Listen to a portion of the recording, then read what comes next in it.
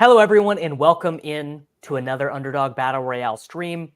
I am joined today by some people who know absolutely no ball, but they do know the spreadsheets. The idea here, as always, with Davis Mattek and Endgame Syndicate is I am going to pretend to be the ball knower, and Brian Hooper and Dan, Nerdy Tenor from Endgame Syndicate, are here. Dan, explain, because let's be honest, if I tried to explain it, I would lead people astray. Explain what we are about to do here, drafting some battle royales on Underdog. Well, I have a prototype of a tool that tries to figure out how to draft. It's very ambitious because it's a very big problem. You have three different levels of things you want to simulate. You need to simulate the games, so what the athletes do. Then you need to simulate the drafts, what the players in the draft are going to do, and then you need to simulate the contest, so all the lineups in the battle royale against each other. So it's still a work in progress, but for smaller games, we found out some stuff, and I have just enough to get it sort of running on these huge battle royales. So we got a couple ways we can do this. I think I could use it as sort of an advisor role or like a check on what you're doing, and then we can discuss. Or we could just YOLO it and just do whatever the hell it says. I think it might be a little too slow to do everything live in this huge battle royale because it's 67,000 entries. So it might be. Davis, I think you're muted. I am muted. We should run it as a check then, right? That should be that. We should do it. We should do a draft, and then we should basically say, all right, Davis, you did this draft, and you either played optimally or you played suboptimally. I think that is the right way to do it, because that feels a little bit easier for your code, and also probably feels like the right way to do it anyway. Yeah. So, like I would assume that's going to lead to better results, is basically like double checking what I think is good or not good. Right. And I think, I think one of the punchlines for this tool that I'm creating is that, like, I think for the very largest contests, it's likely to be the least interesting. And the reason for that is, in a huge contest, you have so many options available to you that it's less about the game theory than it is about ownership and the projections, like getting to teams that people do not have, because there's, as you well know, like huge swaths of the player pool that are basically projected the same. And so you don't need a tool to tell you that, like, if nobody's getting to this guy that's about as good as this other guy that everyone's drafting, you should just be getting him a lot. Where the tool really gets kind of cool is these really small drafts where you have lots of positional scarcity. Then it can really sort of like solve, like, if I do this, but then he does that, and then he does this other thing, like those kinds of questions. So we might, if not on this stream, on another one, do like a small slate, like the 2-gamer that's coming. We can run a couple of these and see what the tool says. Then we can do a prime Time Palooza. I believe they've already filled like 3 iterations of that contest. So yeah, there's a ton of action on those. And those are sort of interesting to talk through from just a pure game theory standpoint here. Let me maximize this so I can type in what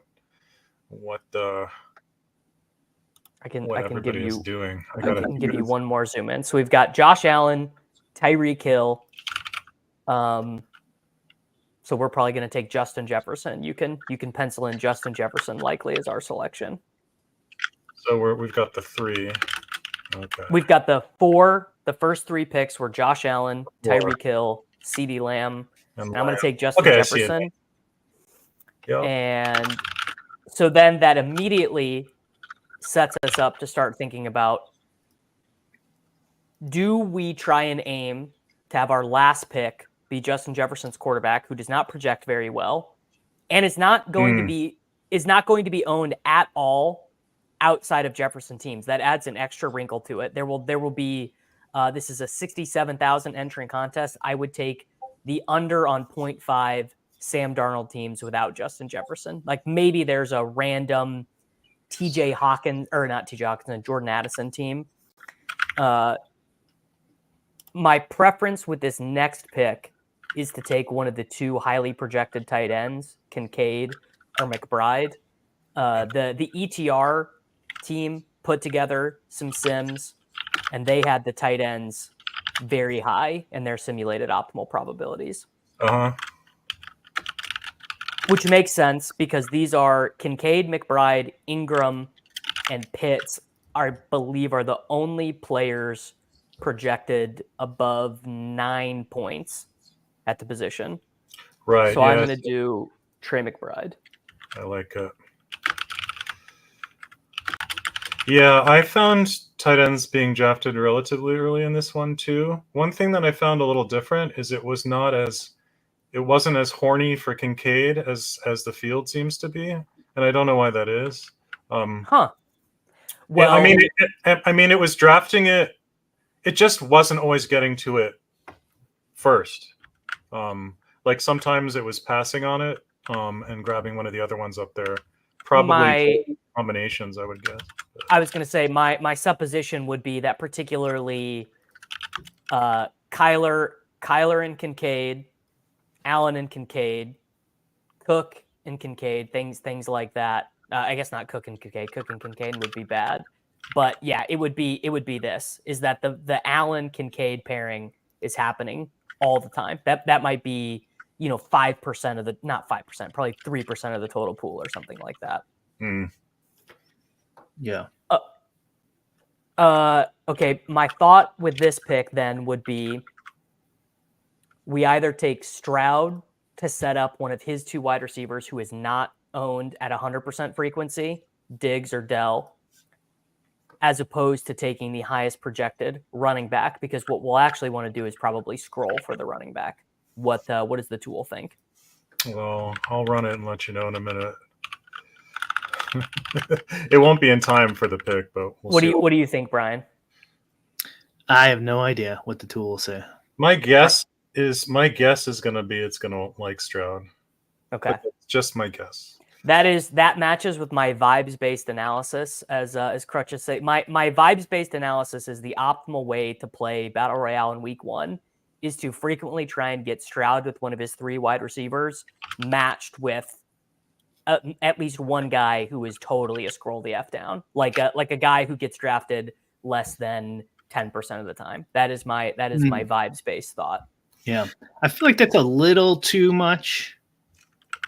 Because isn't like what was the ownership we had for 16% is the most a guy can be owned. No, not that. I meant total ownership for the Houston wide receivers. Oh, for Diggs and Dell. I mean, also I've noticed as the contest has continued to fill, as it's gotten, because Brian, we did that stream 2 days ago. They get drafted more often. Yeah. Diggs and Dell have been getting drafted a little bit more often. All right, well then never mind. The what Easy was asking though, I think will be pretty cool from the tool. Dan, is if I don't have the query capability yet, but that is definitely on the to-do list. It would be equilibrium though, right. Pairing, not the field. Easy. All right. So my thought here is that we take Cook as the correlated piece to McBride. But that sets us up. I mean, this is all 100% owned, right? Or 16% owned, 100% drafted. Mm-hmm. And one of our guys is going to be, call it 80% drafted. So it sets up that with the final selection, we really have to go all like a guy who gets completely undrafted. The tool is effectively an attempt to simulate what you should be doing in Battle Royale. It's not fast enough yet to tell us basically what we should do as we are on the clock, but it is going to do a post analysis of if I'm stupid or if I actually am the greatest brain player in the history of Battle Royale. I'm leaning the latter. I'm leaning that I might actually be the great at this, that I might be kind of a savant, but we're going to find out. Well, yeah, we'll see. So we'll find something out. Or we'll find out that my tool sucks. That could be always a That could be. I mean, that could be totally possible. yeah. Okay. We'll get to that. So we're gonna take a Texans wide receiver next. So we're gonna have Stroud, one of his wide receivers, Jefferson as the naked player, and then Cook and McBride as slight correlations. I think I've taken Diggs a little bit more often, so I'm just gonna do Dell. I actually just did the week 1 DFS podcast, and some of the ball knowers think the matchup is better for Dell than Diggs. So you got file that one away, guys, for your Sims you're running later. Can you bring up your the board real quick for me? Yes. Thank you. Scroll down. Whoop. This is the might want to screenshot that in a second so I can recreate everything. I can leave it up, right? Yeah, but does this one go away? One of them close. No, the big one won't go away. Oh, okay, very good. All right, we'll just leave that there. This is too big brain for Battle Royale. I think going to guys who project for like 5 points or less than that. There is an underdog code under the logo. Promo code Davis. Here, I'll switch the banner. Promo code Davis gets you $1,000 first time deposit bonus match. A link to that is in the description of this podcast. It'll take you right there. Crutches is saying it'll close out, so I guess I should take a screenshot. Okay. Brian, you deep into your week 1 analysis. Are you going to tell me your favorite scroll the F down running back? I just got my stuff working yesterday after 3 hours. So all right, I'm gonna do a truly disgusting scroll that is not getting clicked. I'm gonna take Devin Singletary. He's the correlated piece to Justin Jefferson. I'm gonna guess Singletary gets drafted. I don't know, 30% of these, maybe 40% of these. So 6-man team: Justin Jefferson, Trey McBride, CJ Stroud, James Cook, Tank Dell, and Devin Singletary. I think that is a pretty gosh darn cromulent team. Now, this is good information. So this is good information to know what type of teams you'll be up against. He's getting clicked if you're using the ETR stuff. Who is? That Devin Singletary. Yeah. So, we talked about him on the first stream. So that would, in my opinion, that would make him actually a terrible click because you're mostly going to be getting him against other good teams, people using good information. So actually, that was bad. I changed my review of this from a cromulent team to probably a bad team now.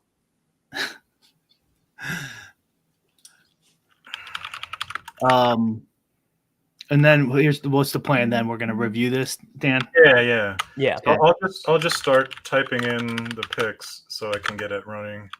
This is absolutely hilarious. Dan, your keyboard like literally does make you sound like a robot right now. Like you are full on in the Matrix. Fair enough. Let's see. How stay in your lane were the other guys in the draft? That's what I was looking at. So badgeless guy did not stay in his lane at all. He took Allen and then didn't pair him with anyone. I guess I can't see the last pick, but it's probably a Bills wide receiver. But even if it's not, like uncorrelated Pittman, Ingram with Travis Etienne, that is that can't possibly be good. That's almost for sure bad. This drafter completely stayed in his lane. Tyreek and Tua took Nico right at cost. These are good picks right here. Kate Otten to scroll the F down. CD, A-Chain, Waddle. A-Chain and Waddle is not a stay in your lane. That's like the one thing that everyone has said has been that basically 2 teammates, like he took Aaron Jones. So that guy did not stay in his lane at all. That guy was just vibing. What effectively everyone has said is that 2 teammates together, because you're really just trying to get the nuts, it's very hard. It's very, very hard to do. Mm-hmm. So I heard you guys.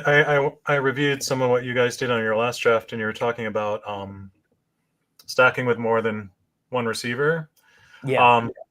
So I made some updates to my tool, and the number has come down. So I found some results that I thought were interesting, but they're preliminary, so I wouldn't take them too seriously. But but I think the general shape is right.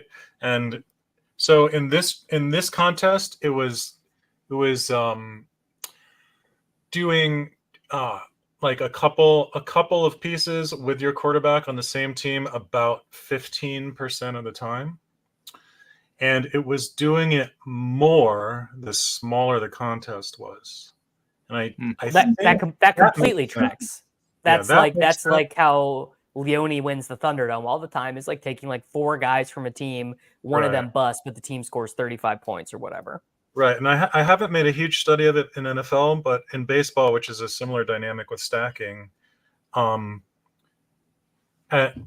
equilibrium, you do these 5-3 and 5-2 stacks like 100% of the time in a 100-man contest, basically, because it's just not worth it. The odds of picking all the random pieces that happen to go off are not worth, the juice isn't worth the squeeze. But in a huge 30,000 man contest, you might actually need some random one-offs. So things, less stacking is more. Yeah, you need Kirk Neuenhuis's 3 home run game, even if the Mets only score 5 runs. Anyway, I'm not confident in the number that I gave you, but the shape seems correct. It's I don't want to go too down the rabbit hole of why I think that might not be converged yet in my code. But I do have enough to start playing, so I'm just gonna start reviewing this this draft here. Please do tell me if I know ball or if my ball is at an all-time low. A couple of caveats. This is still research code, so it could be wrong in places. The other thing is it's such a huge contest that it takes a really long time to have any sort of confidence in the result. For your first pick, it's really interesting. It's really wanting to take it's really wanting to do quarterbacks and running backs at this point, which I thought was kind of surprising. So running backs I kind of get, but it wasn't that, like, Jefferson is up there. So of the running backs, it likes the obvious pieces. It wanted Jonathan Taylor or Bijan Robinson or CJ Stroud. Yeah, or Stroud, or it even was interested in Richardson. Also, disclosure, I don't have my multi-sim set up for this yet, so this is Cardi's stuff I'm looking at right now. So it's gonna have whatever Cardi's projection picks are in it, just FYI. But I think your pick is probably fine. I wouldn't take my numbers too seriously. So I'm just gonna take that and then move to the next pick. So then I want Jamar, and then I want Robinson and Jonathan. I mean, Cardi stuff is what I'll be drafting off of anyways. That's what I use the blitz for NFL DFS, so that is helpful. I wonder. I mean, this is I guess this isn't ball knowing, but there's a little bit of an element of knowing you don't have to take, like, the sim likes Richardson there, but knowing that you don't have to take him there, like knowing that you'll frequently be able to get Richardson later. So even if the sim wants it, I mean, it's way above my head of being like, there's not another player that projects like Justin Jefferson at pick 20, but you can get Richardson at pick 20. Right. Yeah. Now, that's sort of like no draft, right? No draft. Yeah. No draft, right? So you've got this option. This is a great way to improve your EV. You've got a really attractive option, and you're pretty sure you don't have to spend any draft capital because you can get it next round or the round after because people are taking it. So this next one you did McBride. That one I'm gonna guess it doesn't like because the McBride projection that I've seen is not in line with his positional allocation. The field is essentially saying we think McBride scores more points than the projections. It doesn't hate it. It's right up there. Again, it still wants. It's interesting. Now it still wants Richardson because it thinks it's being picked late. So we're just going to ignore that. It's interesting that it likes some quarterbacks up here. I'm not sure if I really believe that because of what you said. But if we ignore those, it's got a couple receivers, a couple backs, and then it's got Trey McBride up there. Does it Does it want Richardson with Michael Pittman or with his teammate? Probably does. Yeah. Okay. Yeah, that's going to be my guess. But let's move on. Let's take it. Okay, there's McBride. Now what happens? So it's definitely gonna like my next pick. Then because if it wants the quarterbacks, then it maybe won't want Richardson, but it will want Stroud. Yeah. And I want Waddle. Yeah, it's definitely it's horny for quarterbacks at this third pick. It's horny for quarterbacks, so we did reward it. Yes. We did reward him. Yeah. Which QBs does it like? Well, I need to let it cook a little more. It's thinking. I know for a fact that Cardi is going to have I just did the week 1 stuff, and I know for a fact his stuff has a big hard on for Richardson. That game is in a dome. Neither the defenses are particularly good. It's the second highest total of the main slate. But Cardi always there's an extra little bit if you're running Cardi stuff with the dome. I'm very curious when we get there what it thinks of the James Cook Trey McBride correlation, or if it does anything with it. If that is basically non-material to the sim. So quarterback 6 it's got a lot. Oh, I'm gonna ignore that one. That one I don't trust. Richardson, Murray. It's got some Jones. It's got Stroud in there. Yeah. It likes Daniel Jones or Aaron Jones. I don't know why Daniel Jones appeared like 5th here. It's probably an ownership thing. Oh no, it just dropped down again. So now it's Murray, Richardson, Stroud are the top 3 right now. It's still games are dead, John. His tool's telling you to take Daniel Jones in Battle Royale. The games are dead. You can't win. All right, so you took Stroud. Let's keep going. Yeah, I think for this big of a contest, my tool is just not able to get enough data to figure enough out yet to be really confident. So okay.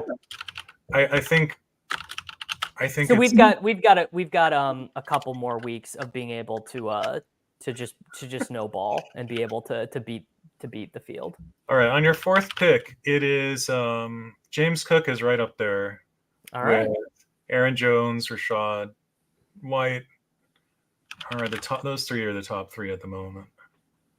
It's so that's interesting. It also likes Pittman. So right now it's saying Jones, Pittman, and White is the top 3.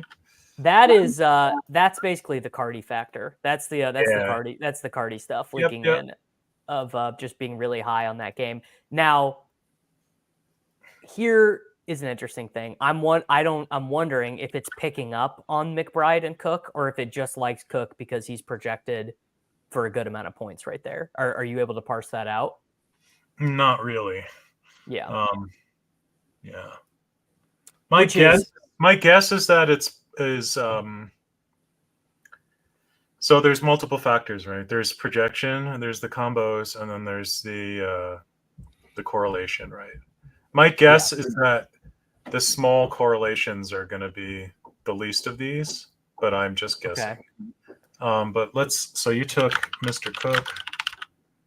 Took Mr. Cook. And then it went Marvin Harrison. And then Kamara, Olave. It wanted Marvin Harrison with Trey McBride. Oh no! I'm just typing in the next guys. Because my gut would be, my gut is that I don't know if Marvin Harrison is like a great BR play this week, but my gut would be is that McBride and Marvin Harrison might be the most negatively correlated teammates in the whole field. I think there's like no shot that that they're positively correlated this week. Look, famous last words or whatever. This is a good question. Are you guys planning on is the tool going to simulate the field / will the combos be available? I don't know. First things first, I need to get something that's like good enough that I think it's sound. So I still have a long way to go. But that would be interesting to try and predict the field picks and then add that in and see what you should do against those teams. is this any version of this going to be available on Endgame Syndicate, or are we just vibing? We don't know yet. Maybe if it's good enough, I'd like to if it's good enough. But I don't want to promise anything and then discover that it sucks and then not provide it. So okay, do you want to try and do a primetime Palooza? yeah, we can do that. I'm on your 5th pick here, and it likes Okay. Tank Devil, so it's got. So it knows. It slightly wanted you to take running backs first, probably because. Well, let's see. Well, gonna get taken? it definitely knows that running backs in this scoring system are just going to be the better flex option because you have the option of the wide receiver or the running back, and in this size of contest, 67,000 people, it'd be different. I think it'd be much different if this was Millionaire Maker sized. Like if we could do, if we did 300,000 entrants for a BR, you'd probably just for like ownership and randomness reasons, you'd probably prefer the SIMS of the wide receivers. But 67,000 people, 67,000 entrants, you running backs just project for like a lot more points. Right, but here it's probably just noise because only one more running back can be taken, right? Because the guy in the 6 has 2 already, and the guy on your right has 1. So it might just be. I think it's probably just sim noise, honestly. Okay. You're going to take another running back according to the tool, one way or the other. So let's take Mr. Dill, which we do, and then it goes Pitts, and then Njoku, and then it goes Cousins. He's still playing, and then just kidding. And then, so let's see what it thinks of your pick here. It's probably so. Oh, it's not that bad. You thought this was just a straight punt, huh? Yeah, I think it was a straight punt because of what was revealed to me after, which is that the very good drafters in this field, the people using establish the run stuff, are gonna be taking him. So like I would prefer to be leveraging against ETR picks if like not because I think they're bad, but because the opposite, because I think they're good. Because I think the ETR stuff looked good to me. I looked at it last night and I was like, yeah, if people use this, they would probably be building good lineups. So I kind of don't want to be sharing their player takes. Sure. Well, let's see which. Yeah, so it is in there, but it likes a lot of things better. Yeah. What is it like? Mixon, White, Ford, Connor, Moss, Stevenson. White got picked. Yeah. White got picked one before. Oh, yeah, Moss. Sorry. No. Yeah. No, you're right. Sorry, excuse me. And then it even thought another receiver, a receiver or two were viable too. Who? It thought Diggs. It thought DJ Moore maybe in there. Neighbors was in there. Yeah, but Okay. let me just see. Like, how do you compare? I think a useful addition would be the equilibrium ownership. Sure. That would almost be the most useful of like instead like it doesn't even need to be real-time assistance, but just like basically how often if I'm doing 150 drafts, how often should I be taking Tank Dell? How often should the field be taking? That's what it would be, yeah. Well, yes. I do have those numbers from my tool, but I'm scared to share them in case they're terrible. Well, it's a beta. It's a beta. It's a beta. Top Shot's still in beta, dude. It's fine. The beta is optimistic. But I can give you those numbers. Alpha? Yeah, I was gonna say alpha's before beta and testing, right? All right. So I can tell you if you give me a name, I'll tell you how often it was drafted. Tell me Devin Singletary. That is a very interesting one. 13% of drafts. That sounds about right. Yeah, I was gonna say that seems directionally accurate. What about let's give it a lock then and see what it says. Okay. Give me what does it say for Bijan Robinson? 100%. Okay. What about James Cook? James Cook, 22.7%. So that right there, I mean, I'm not, it's an alpha, so I'm not saying if it's right or wrong, but that's very interesting because that might be his Nash equilibrium or whatever. Or not. Such a fraud for me saying that. It's like, I don't know what a fucking Nash equilibrium is, I'll but take it. but I bet his drafted rate in 6-man drafts is above 90%, maybe 85%. But I bet he goes. That might be high, but I guarantee it's at least double what your numbers just said. Interesting. Let me just see. Which is good actually. Why is that exactly? If you get to a point where you're happy with the results, you want the projected ownership to be different than the equilibrium ownership. That's really interesting.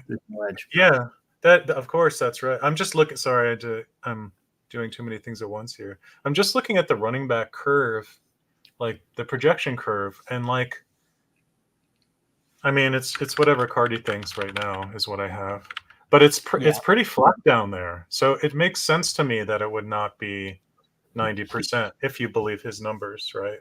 Because it's not. I mean, I'm looking at these numbers for running backs down the curve on here. So yeah, what is it? Yeah, what is it like around him? So if you take FanDuel projections, which are pretty close to Underdog, So Cook, that's what I've been using. This is Cook is 12-2. Then you've got Javonte Williams 12. I'll just round. Singletary 12, Moss 12, Stevenson 11, Jerome Ford 11, Najee Harris 11. I mean, there's a lot right there. So like, why would you just jam this guy? How much? What's his projection compared, Davis? I believe off the top of my head, he is projected for 13-ish FanDuel points, and I bet Singletary's projected for like 12.3. Oh, there you go. Yeah, it's really, one, projections are going to be kind of flat because it's Thursday and they haven't been fully tweaked yet. Sure. 2, it's going to be flat because it's week 1 and people are just not making huge stands. Like they're closer to what their preseason projections were, kind of what guys have had built in their seasonal models. And there'll be, we get to week 4 in BR, we are going to have a much better idea of who the best plays are. Projections are going to be better.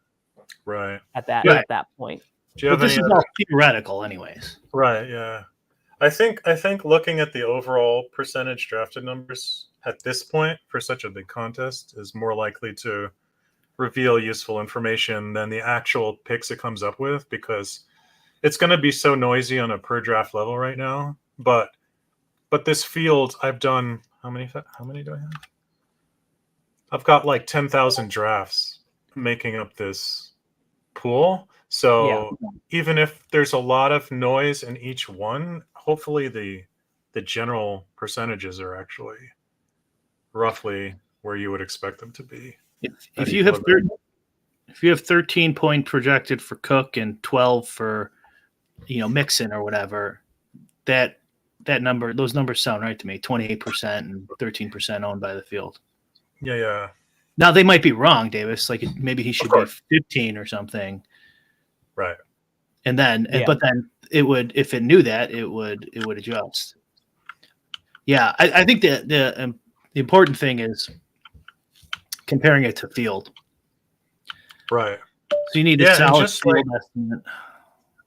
It just seems like the biggest mistake you're going to see in a contest like this is people concentrating ownership around players where there's a very large number of players in the same relative projection range, right? Yeah. It's that whole thing we talked about on the endgame stream we did, Brian, where you think about players in tiers. Like, if you've got a large number of players in the same tier, same position, same rough projection, like they should be roughly equally owned. And if everybody's just slamming one guy in that group, like it's just massively plus EV not to do that. Because you get this huge ownership bonus to your EV not doing that. So like if Cooks is 94% owned or Cook is 94% owned, then you almost certainly would want to fade Right, or at least get under that number, right? Right. If you believe that. This is big. Is the other factor is that even as we get new information, even as I mean, look, there are people. I'm going to try and max this contest, right? I'm going to try and draft 150 in this contest, and I know this. I'm literally sitting with a guy who built a sim for this, who's telling me James Cook should only be drafted roughly, not roughly 25%, right? And I'm going to go do one of these. I'm going to go let my dog out when we get done here. And I'm going to do one of these. And I'm going to have a pick in the 4th round. And I'm just going to click James Cook. Like, it's just kind of, there's such an anchoring effect to the literal way that the players are listed inside your app that it causes you to play suboptimally for real. Mm-hmm. Which is why the equilibrium number is so important. If you can get it right, because then you can easily identify those guys. Right. Yeah, But even just a rough heuristic, like we might, so even in worst case, my tool is not good enough to run live. Like, we can still learn a lot from it by letting it kick on these slates and just getting some general principles about, like, here's like a rough projection range in the typical curve of, let's say, running backs, where you can basically treat all the running backs within X points of each other in this range as the same. Look at ownership and just get off of those and get onto these other guys. Like, so before we do a primetime Palooza, I'm gonna do another one, and I will try and do this a little bit more, and then we will switch. I mean, these literally take like 5. These literally take like 5 take minutes. no time. Yeah.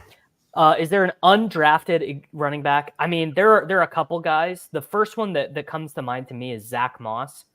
Zach Moss is probably like 5% drafted or something like that in these. And I'm going to, like, if I told Cardi, I think he gets 70% of the carries instead of 50% of the carries, he would project the same as James Cook, or maybe better, honestly. He's not, I mean, Chuba Hubbard, great example. You guys go run your sims on Sunday morning. You're going to get a bunch of Chuba Hubbard. Chuba Hubbard is a great salary cap NFL DFS play. Can't possibly be that bad of a play in a non-salary cap world. Just wouldn't really make any sense for him to be awful in this, but good in that. Yeah, I'm getting 30% of them, 30% of drafts with him. Okay. Oh, I mean, he's no shot. Is he 30% drafted in these? Yeah, right. It's the same principle, right? He's in that range of not that different from the other guys. Yeah. Okay, so we have the 3rd pick. Oh, I got to start this next one. I don't remember what it told me to do, but it told me it wanted Richardson. I'm gonna immediately disregard that. I will try and get Richardson on this one. All right. It wanted to RB in the 1st round, I thought. There's a lot of noise, so I mean, whatever you want to do. You know, that also makes sense, Dan, that it wants an RB in the 1st round if it thinks that end tier is all a bunch of 12 to 20% old guys. Yep. Okay, so I'm going to take the stud early. So I'm going to take Bijan then. By the way, guys, don't leave this stream right now, but I did just publish as a video the week 1 NFL DFS video with Jacob.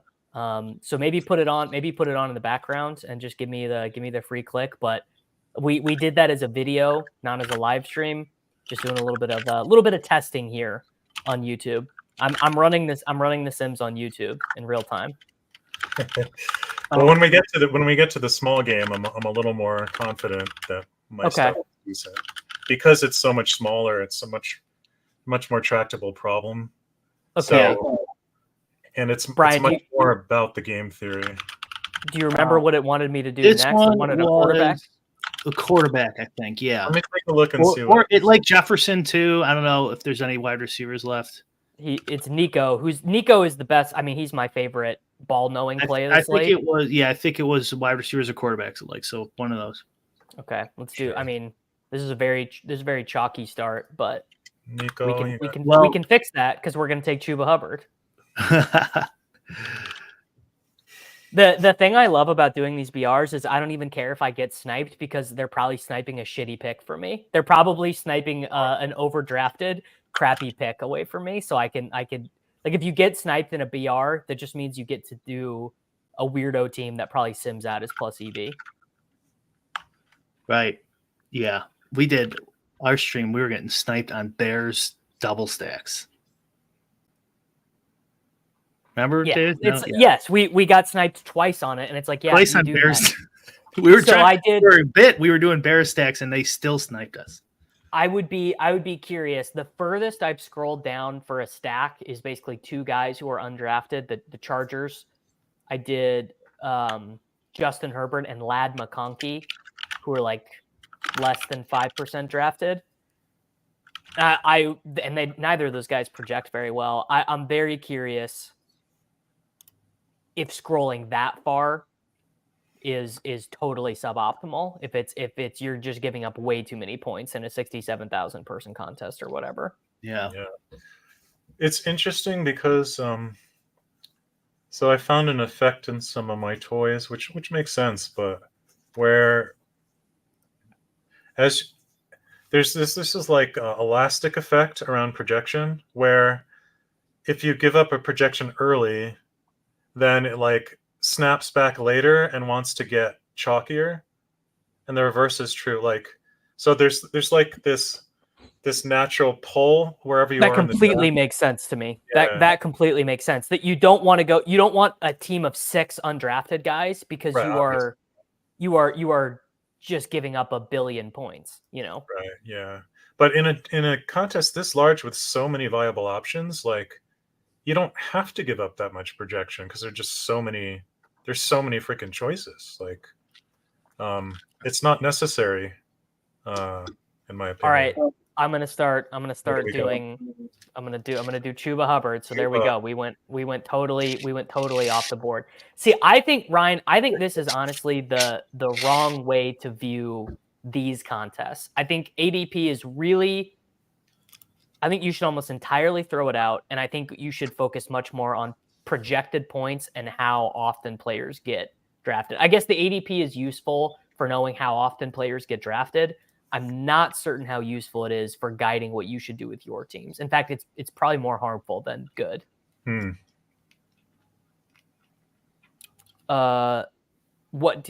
do you remember what it said about Ingram? Did it like Ingram?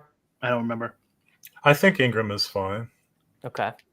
Ingram is. Wait, what does the board look like? Can I see who's left? Yes, here. Sorry. This is it's loading the board view.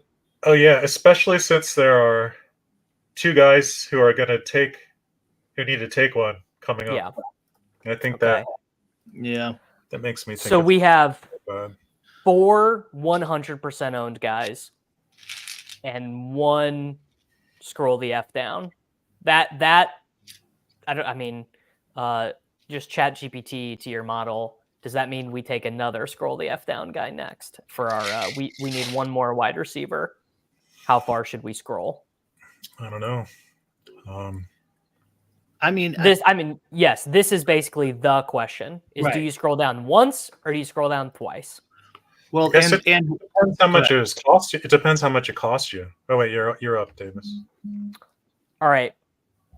My gut is that it's another scroll. My gut is that it's another pretty big scroll based on we have really popular combinations with Nico and Stroud, Ingram, and then Bijan. I think I'm gonna do Jackson Smith and Jigba, like an uncorrelated total scroll down. He's $4,900 on DraftKings. It's more of a PPR guy. That is a big scroll. All right, I'm going to start running my. This is a very good point by Crutches. It actually is probably so dependent on the week. This is a huge slate. So this slate that we're doing right now is what is there? 10 games, 11 games, with 12. A bunch of 12 games. That's something. 12 crazy. Games with no real injuries. Yeah. A bunch of teams with high totals. But once we get to the screenshot buys, that. Did you grab a screenshot of that? It'll stay up. Oh, sweet. And it'll refresh and it'll give you Jake Ferguson as the final pick. What sim or opto does Nerdy Tenor use? Hand built, baby. An artisanal sim and optimizer. Just my bespoke simulation. Yeah. Yes. It's bespoke. All right, let me start this computing. So I'm not gonna bother with the first pick. It's got to be in there. So let's just. Sure. I'm gonna blast on through. Tyreek Hill. Yeah. Oops. Lamb. Bijan. Justin Jefferson.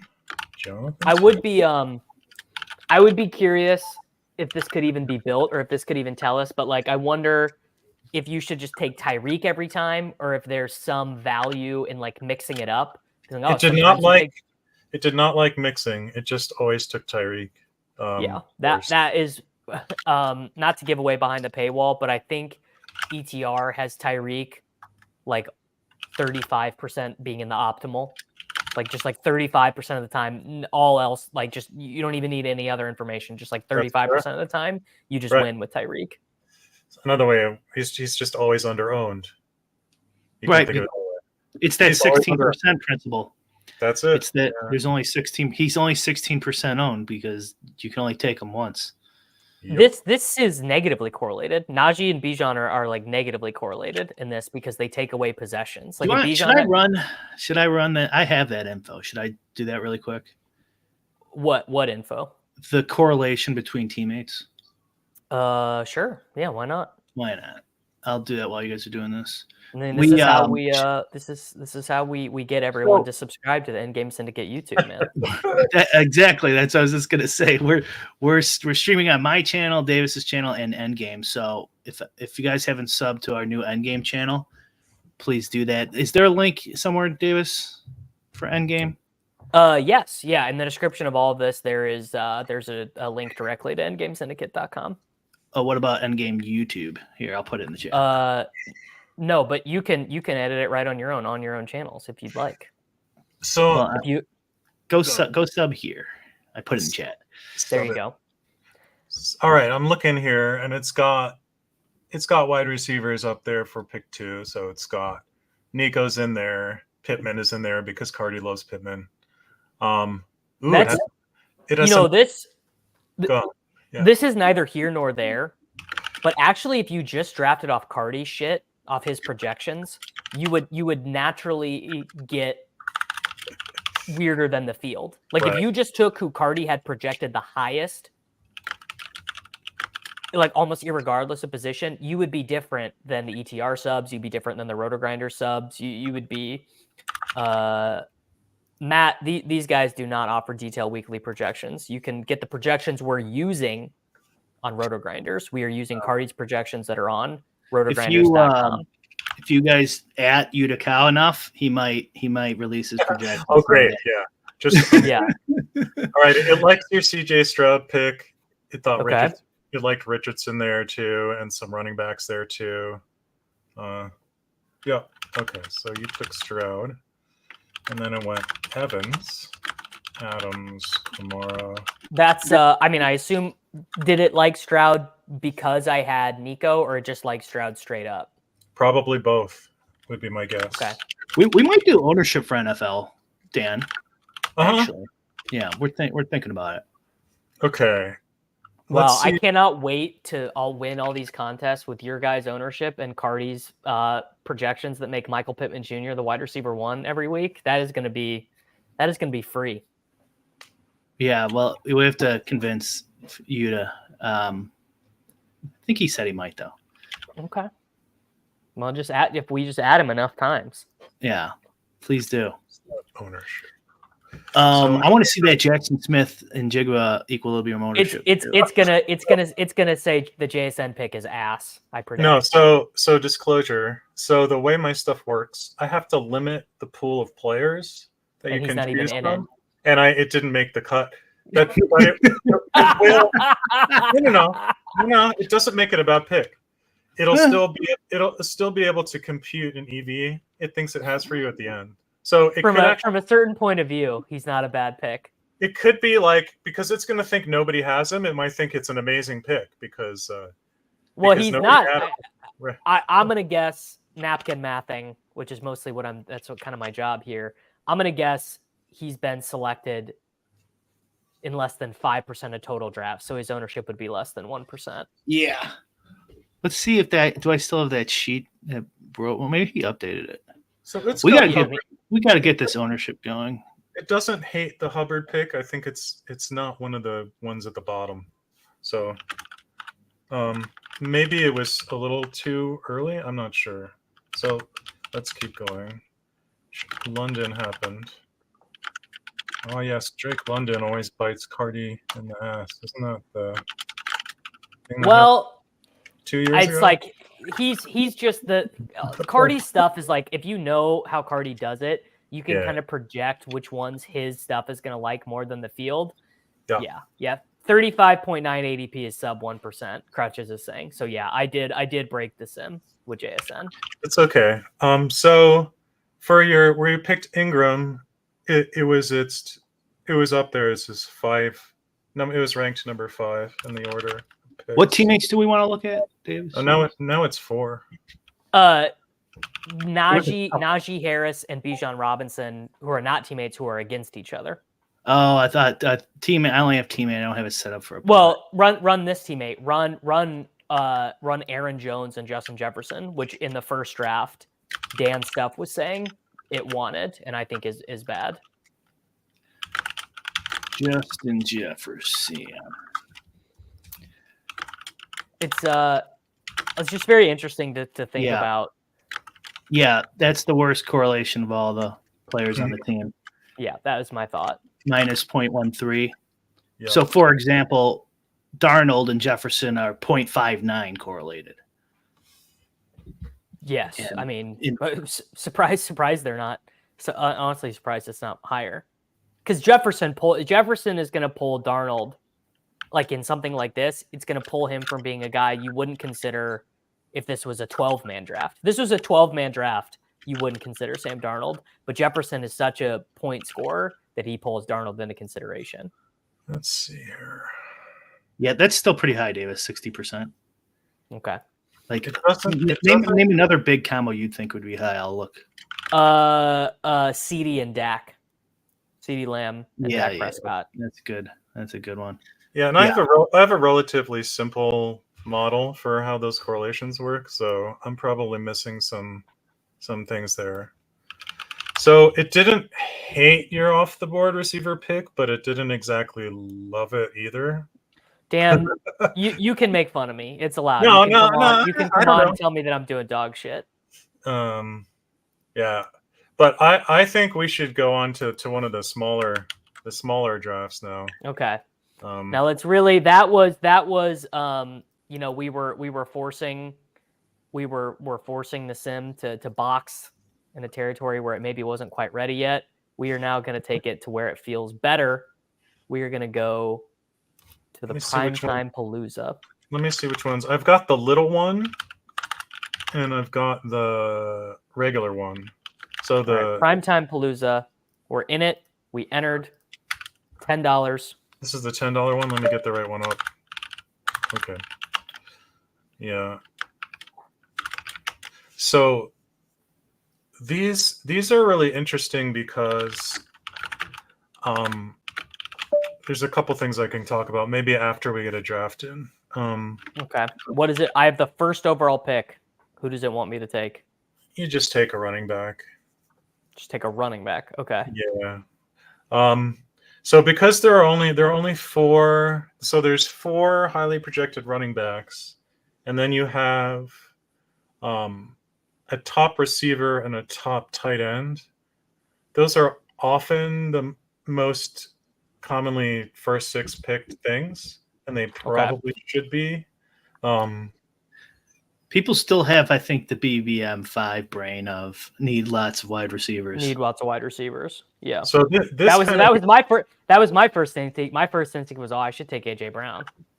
So you are first. So this is the $10. Yes. Just let it cook. All right. I got one correlation higher than CD Lamb so far. Yeah, I assume CeeDee Lamb and Dak is about the top. All right, we took Saquon Barkley with the first pick. Who do you think the highest one is? Oh, this draft goes first. We can't play this game. This draft goes fast. The highest correlation in the whole field, I'm going to guess, is Tua and Tyreek. Has to be, right? Tua, Kyler McBride wouldn't be it because Kyler has running points. Oh shit! Yep, you're right. I didn't even look at Miami. How much ball do I know, Brian? I mean, are you not just astounded by my ability? Yeah, to just Tua and Tyreek. Very impressed. Yeah, even I know them. Even professional DFS player Brian Hooper knows Tyreek Hill and Tua Tagovailoa. All right, we are about to be up with the 8 and the 9. I can't see it. It went Barkley, Henry. Oh, sorry. Here, let me pull the board view up. Okay. It went. Oh yeah. Sorry. Not your fault. Barkley, Henry. It wants me to take Goddard, probably. That's probably fine. I'm behind you.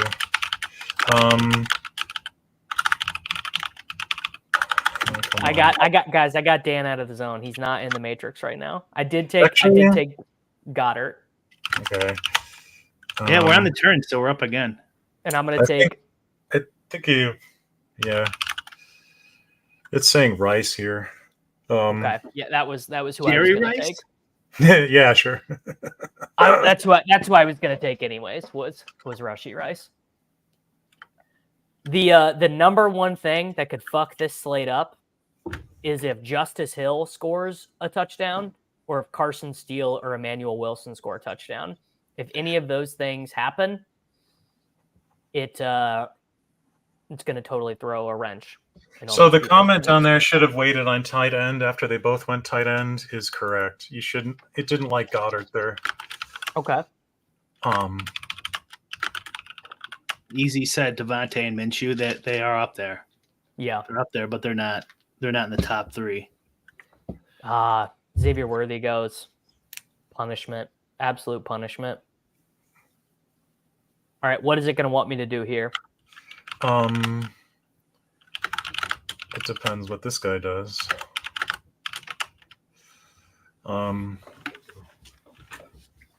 So sometimes in this first spot, it actually, well, it really depends. I don't want to say too much. Okay, I went Dobbs. Okay. So I'm guessing not Hurts because we have Barkley probably. It's saying, small deal though. It's saying Wicks right now. Wow, you're not gonna have to talk me into taking Deontay Wicks. Well, you have two. You got 2 picks, right? And you need a receiver. We probably need a quarterback. Now it's quarterbacking. Yes. So they're really close. It's really close between Hurts and Mahomes right now. Oh well. Can you be? Oh man! Oh wow! Man, that was really hard. It was really hard for me to pick that one. Oh no, it actually yes. did close. So Mahomes was it thought like 10% better. I broke the sim though by deviating with Goddard. The sim is no coming back from that. No, it's not going to love your EV at the end of this. Well, we'll see. Fuck my EV. It's all right. We get a few tries. Well, how do I fix my EV? How do I save it? Do you? Well, we can roll it. We can roll it back and see what you do. Those tight ends go early because you don't want to get boxed out, huh? Mm-hmm. You don't want to end up with one of the GB guys. Did that guy take 2 tight ends? Yes. No. Yeah, you can. Right? Is that right? It's okay, actually. It's all right. You get a flex, Brian. Yeah, it just doesn't seem right. I mean, it's just, there's just not much left. There just isn't much left at this point. That's why.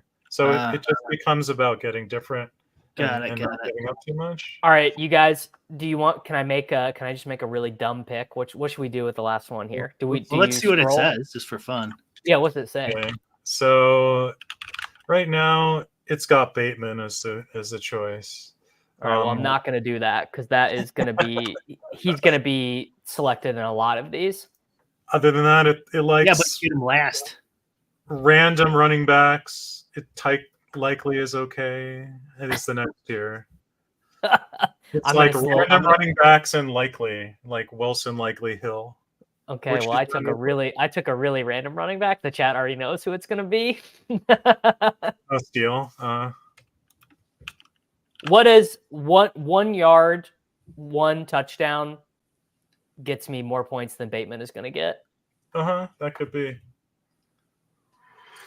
I will never grow up. Yeah. Why would you? Why? It thinks you gave up about. Let me see. Who did you take? Steal. It thinks you gave up $5. It gave up $5 taking Steele instead of Bateman. That's so funny.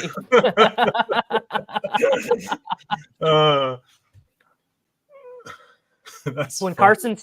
Carson Steele scores a 17-yard screen pass touchdown, I'm gonna remember this. Crutches, I'm gonna remember this. I was getting him in my last few best ball drafts. I did. We have GTO videos on Endgame, and one of the things it showed for the uncorrelated sports in best ball was when like value hits you in the face here at the end. If that's what Bateman is, you basically, it just tells you to always take it. Yeah, but like this is a correlated sport, right? I mean, it's probably still true. We'll find out eventually, but in a 2-gamer, like the resources available to you are so limited that like there's going to be a lot of weird looking teams vis-a-vis correlation just because all right, look, I will sell this team for $1.87 to anyone who wants it. It's worth more than $1.88. It's worth like $3 or $4 according to okay, all right, I'll sell this for $3.33. That's where we're starting the bidding. What if somebody super chats you? That'd be a good bet. You could super chat your teams. That would be good. But let's do another if one. This one fails too. We can switch to the $3 one. That's fine. Yeah. All right.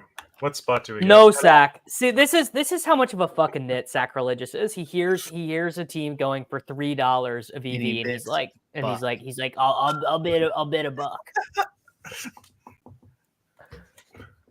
All right, so we said running back is basically what we want to do with our first pick. It's closer than I thought, and I'm not sure why that is. It could be projections moved a little bit, but I think there are teams where you end up with no running back and you're okay. Depending on what happens, where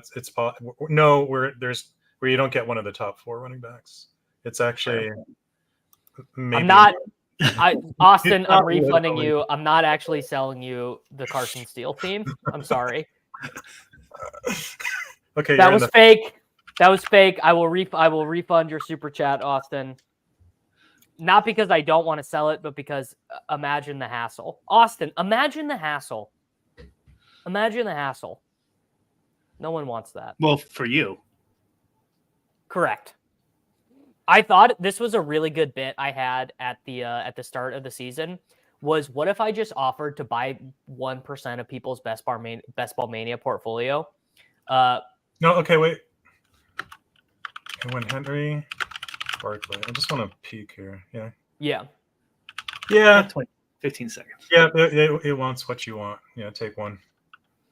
Let's just see what happens when we take Jacobs. Okay. Yeah, that's perfectly fine. And then it goes to Checo, and then Hurts. I think Hurts is probably a mistake.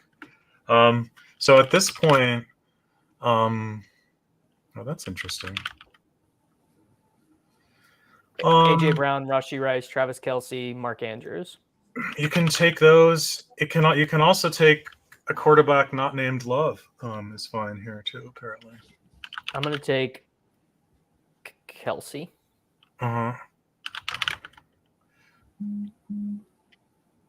Do I see this draft right? Yeah, I do. Yeah, I thought Kelsey was the 5th best option. It can't be that bad. And I'm not sure. Again, a thing to think about is it's assuming everybody else is going to do the best thing. Right. And when that's not true, it definitely changes the calculus. Well, let's see what happens. Which is how you probably should play in the first 2 rounds, right? I mean, All right, we are up. We've I got can't- Jacobs and Kelsey. Oh, sorry, I didn't pull the That's board okay. view up. Yeah, It's not going to be able to believe it or type not, fast enough. believe it or not, it thinks Andrews is a good pick here. Starve the beast. Yeah, it likes Andrews the best. Okay, that kind of matches with what I thought. This is really far down the rabbit hole, but there used to be these 3-man lobbies on Draft and on Star Street where you could lock everyone out of elite tight end. Does it like Mahomes or Lamar, or does it want us to take another wide receiver? It likes Mahomes and Lamar. Yeah, All right, well, it likes Mahomes a little bit more. all right, let's try and get back, guys. I'm trying to claw back this $3 or this $5.85 of EV I gave up with the Bateman play. Yeah. I got it. I like that start though. And now it's going to want a wide receiver, I assume. Definitely gonna want 2 wide receiver. Yeah, it's sort of take your pick. Bateman, Wicks, Aguilar. It likes Bateman the best right now.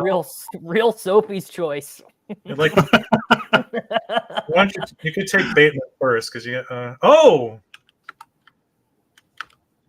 we come all the way back and we get Bateman anyway. If I was playing one showdown lineup tonight, I would use Patrick Mahomes as my captain on DraftKings.com. Yeah, you want Bateman here. So interestingly, it did not like Kelsey as your second pick. Well, maybe we can figure that out. I can back it up. The computer trying to make sense of what I'm doing in a DFS draft. This is extremely good. I think people are really enjoying me versus a computer. Okay, let's go. I'm backing it up there, and I'm gonna let it cook a little bit longer. It can't be that bad, right? I mean, it can't be that bad because Kelsey might be the highest scoring tight end on this slate by like 12 points. Well, it's like it's more about like positional scarcity. Like, yeah, when you take Kelsey and then what happens, and like 4 receivers disappear, like that kind of sucks for you, I guess. So, yeah, I mean, God, yeah.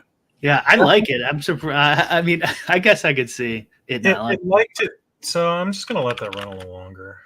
I mean, it actually liked Lamar there, which I thought is really interesting.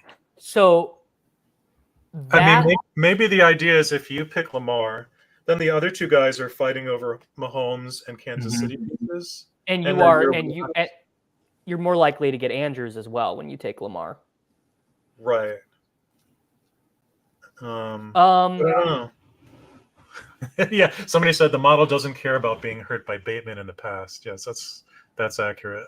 and the model doesn't know that Dontavian Wicks is going to score 20 points either. So that is interesting. Right. So Eli's comment, I don't know how you can go QB earlier than round 3. I think that's it. I'm not sure about that one. I think, but certainly once your opponent picks one, then you're much more incentivized. Your strategy, it's very interesting because this is kind of like poker, where your strategy has to be in part dictate. You cannot dictate strategy wholly. Part of your strategy has to be dictated by your opponent. Correct. Yeah. Yeah. And not even your opponent in a vague sense. Like when we're talking about the 6-man drafts, you are in some regard dictated by your opponents at large, like your opponents in the entire contest, but your opponents in the actual room right here are dictating your strategy to some degree. Yeah. Right. Who pulls the trigger first? Yeah.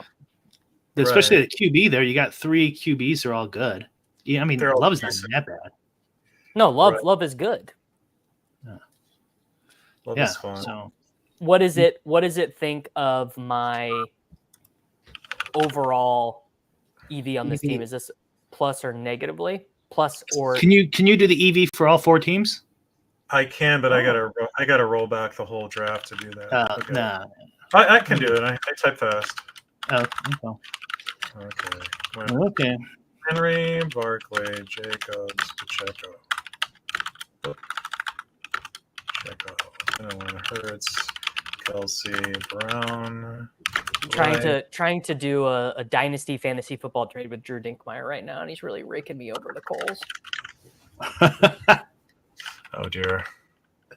Shit, I already fucked it up. Let me fix this. Well, the reason why the second round Lamar teams are beating the countless 6th round Lamar teams is because the combos are not that precise in this.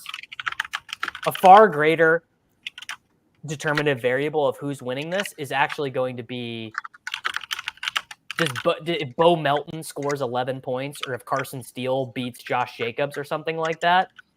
That is how. Okay. Which feels eminently possible to me. Like I know this from having done showdown stuff for so long.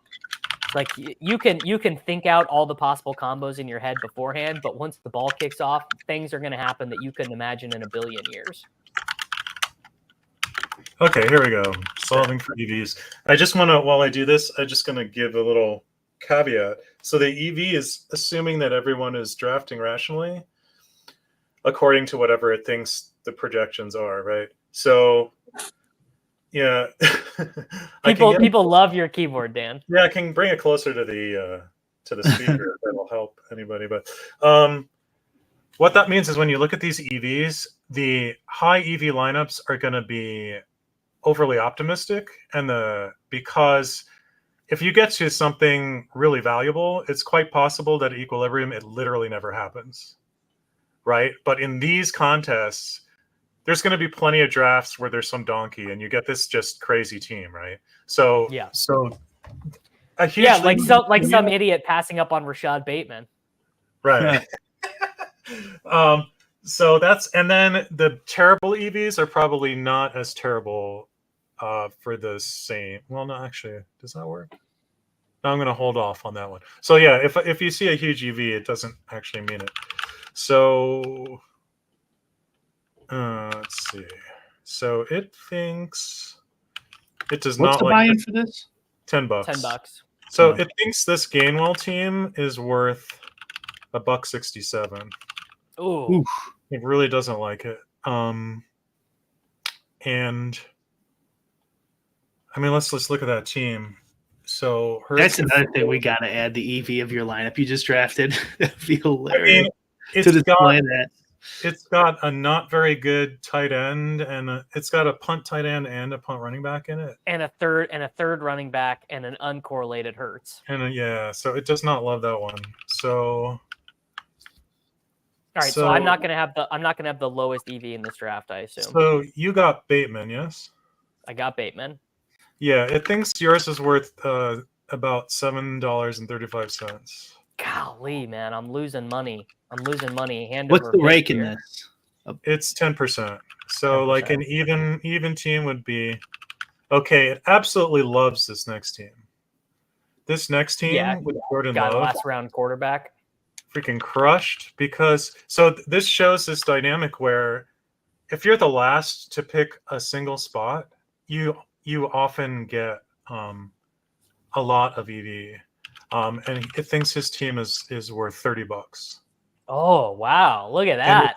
It's because it's just so highly projected, I guess. And then this last one, it thinks is okay. No, yeah, you got Kraft. Yeah. But this one he thinks is worth about $8.15. So again, the high EV lineups are probably not as high EV as my sim says, because of what I just said, where like it's going to say, oh my god, this super rare thing. It's only rare if all of your opponents are sharp, right? and they're not in this kind of contest. So the EV isn't going to be as high as it thinks. But it does show this dynamic. When you're last to pick something like quarterback, like it means everyone else is kind of a pick behind you. So it allows you to just load up on everything else and hold off to the last thing, right?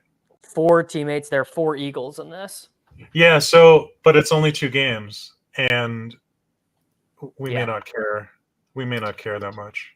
And it's All compared to what? So yeah, Right. you don't want 4 teammates, but then compared to what? Compared to Right. a 2-gamer, and the other teams drafted weren't great apparently. God, they have so many freaking contests live, dude. If you want to do, yeah, sure. Oh yeah, it's Do still another one. going. It's Sure. still open. Yeah. Dan, you do kind of look like Dink. Do I? I need to Yeah. look him up. I don't know if I've ever seen his face before. All right, I got the first pick in this one. Yeah. Who does your stuff think is the first pick? I guess. Oh, I got the second pick. Never mind. So I guess it thinks Barkley or Henry. We'll see what other people do. Wait a minute. I got to restart this. So you're in the second spot. Okay. I'm like trying to think of like what I learned in this. And I think the main thing I've learned is that you should just for the bigger ones, for the BRs, you should be taking undrafted running backs more, and you should be waiting to take quarterback in the 4-mans, the prime times. Right, unless you get forced to start taking it. One of the things I see it do. Well, you can't get forced. You just take Love. Well, you can, but sometimes when they take a quarterback, you're incentivized to do so a little bit anyway, even though the differences aren't that big. And I think I'm not exactly sure why that would be. It's not that big of a difference. Barkley goes first. Okay, so you could take it once. It likes Pacheco the best, but it actually, interestingly, yeah, Henry, Jacobs are all. All right, well, I'm gonna do an IKB. It's all pretty close. You know, occasionally Mahomes pops here a little, which I find. I'll take Pacheco. I'll take Pacheco. Um, Well, if this was true, if the 4-mans, if the quarterback drops off, but that's just not true on this slate. They're all like Hurts and Lamar and Mahomes have strong projections, but Love has Love is not projected poorly at all. It's not like this is some shitty bad quarterback. okay, All right, so we are up. None of the tight ends have been taken. now it's Kelsey now. Yeah. Okay. Let's take Travis Kelce. Yeah. And please, guys, please, very simple. Please sub to the new Endgame channel, the Endgame Syndicate YouTube. I put the link here in chat too. There you go. All right, Mark Andrews and Zay Flowers go. So all the quarterbacks are available. There's one. I want to take Xavier Worthy. What does the computer think of that? So it likes right now. So the numbers are changing a lot. So it likes Mahomes, Goddard. Goddard. It likes Goddard the most. This literal second. All right. I'm gonna do it. I'm gonna do what it says. Which is surprising to me. It's because there's no 4th tight end, right? Like no sell. Was it Musgrave? Who's the? Well, the two Green Bay tight ends are being split in projections right now, and we are now back up. Yeah, we are now back up. No, it says. Oh wow, Watson. Yeah. No, that completely makes sense. That completely makes sense. Yeah. All right, we have at least one new subscriber to the Endgame Syndicate YouTube. Oh, that'll put us over the edge. That'll do it. That's correct. I agree with this, and I think this is important context. It'd be very different if this was a primetime slate with a bunch of shitters. We have 3 very good quarterbacks and a non-bad 4th quarterback. Yeah, I could run that sim if we want. I'm assuming it wants us to take Mahomes right here. That is correct. All right. I just want everyone to know right now, I'm gonna completely disregard the computer on the last pick, probably, and we're gonna get another $3 EV team. Yeah, then I want to try to get the highest EV one of these fucking drafts. Okay, all right. No, all right, I won't. I'll do whatever it says on the last one, but Let's just see what EV. It's gonna tell me to take Bateman. Why do you hate Bateman so much? Wait, no. Yeah, you're right. No one. It's pretty close between Bateman and Wicks right now. Can I take Wicks and still get positive EV? Now Wicks is winning. I mean, as ironic, the numbers are changing, so that tells me it's pretty close. All right. My Dan, can I tell you my I know ball, I know draft, I half know Sims take?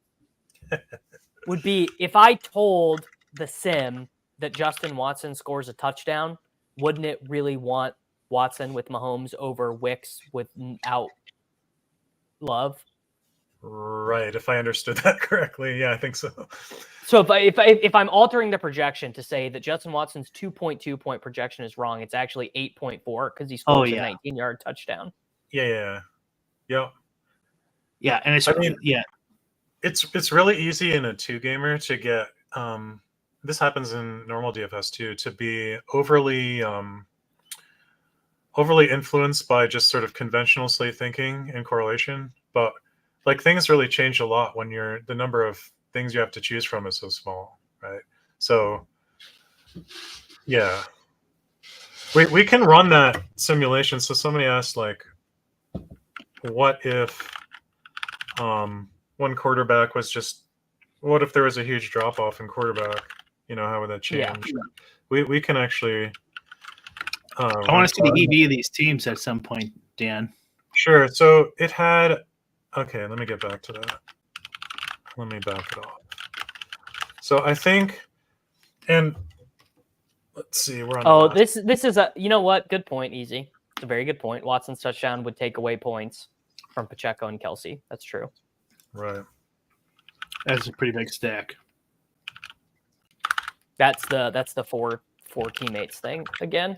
How many people are in this? It's about 10,000. 10,000. Okay. Bateman sucks, and a computer isn't accounting for that. I mean, that is, I gotta say, that is the type of thinking that has kept me poor in my life. Because guess what? Brian and Dan do not fucking care that Bateman sucks. They're like, that is accounted for in the projection already. He's got a cool name. I mean, that's all I need to know. He's got an extreme. I mean, and if you really want to rewind, if you really, really, really want to rewind, Rashad Bateman was an awesome prospect. He was an awesome college player. He had 100 yards in his first ever career game. He just has been injured. Like, that's just the deal. Is he just has been injured a ton. Yeah, but if you wanted to fix that artillery frost, you would just lower Bateman's projections and then rerun it. I also lied. He didn't have 100 yards in his first game, but he got injured as a rookie. He's on the PUP. This is the game. This game against Cleveland right here, 7 for 103.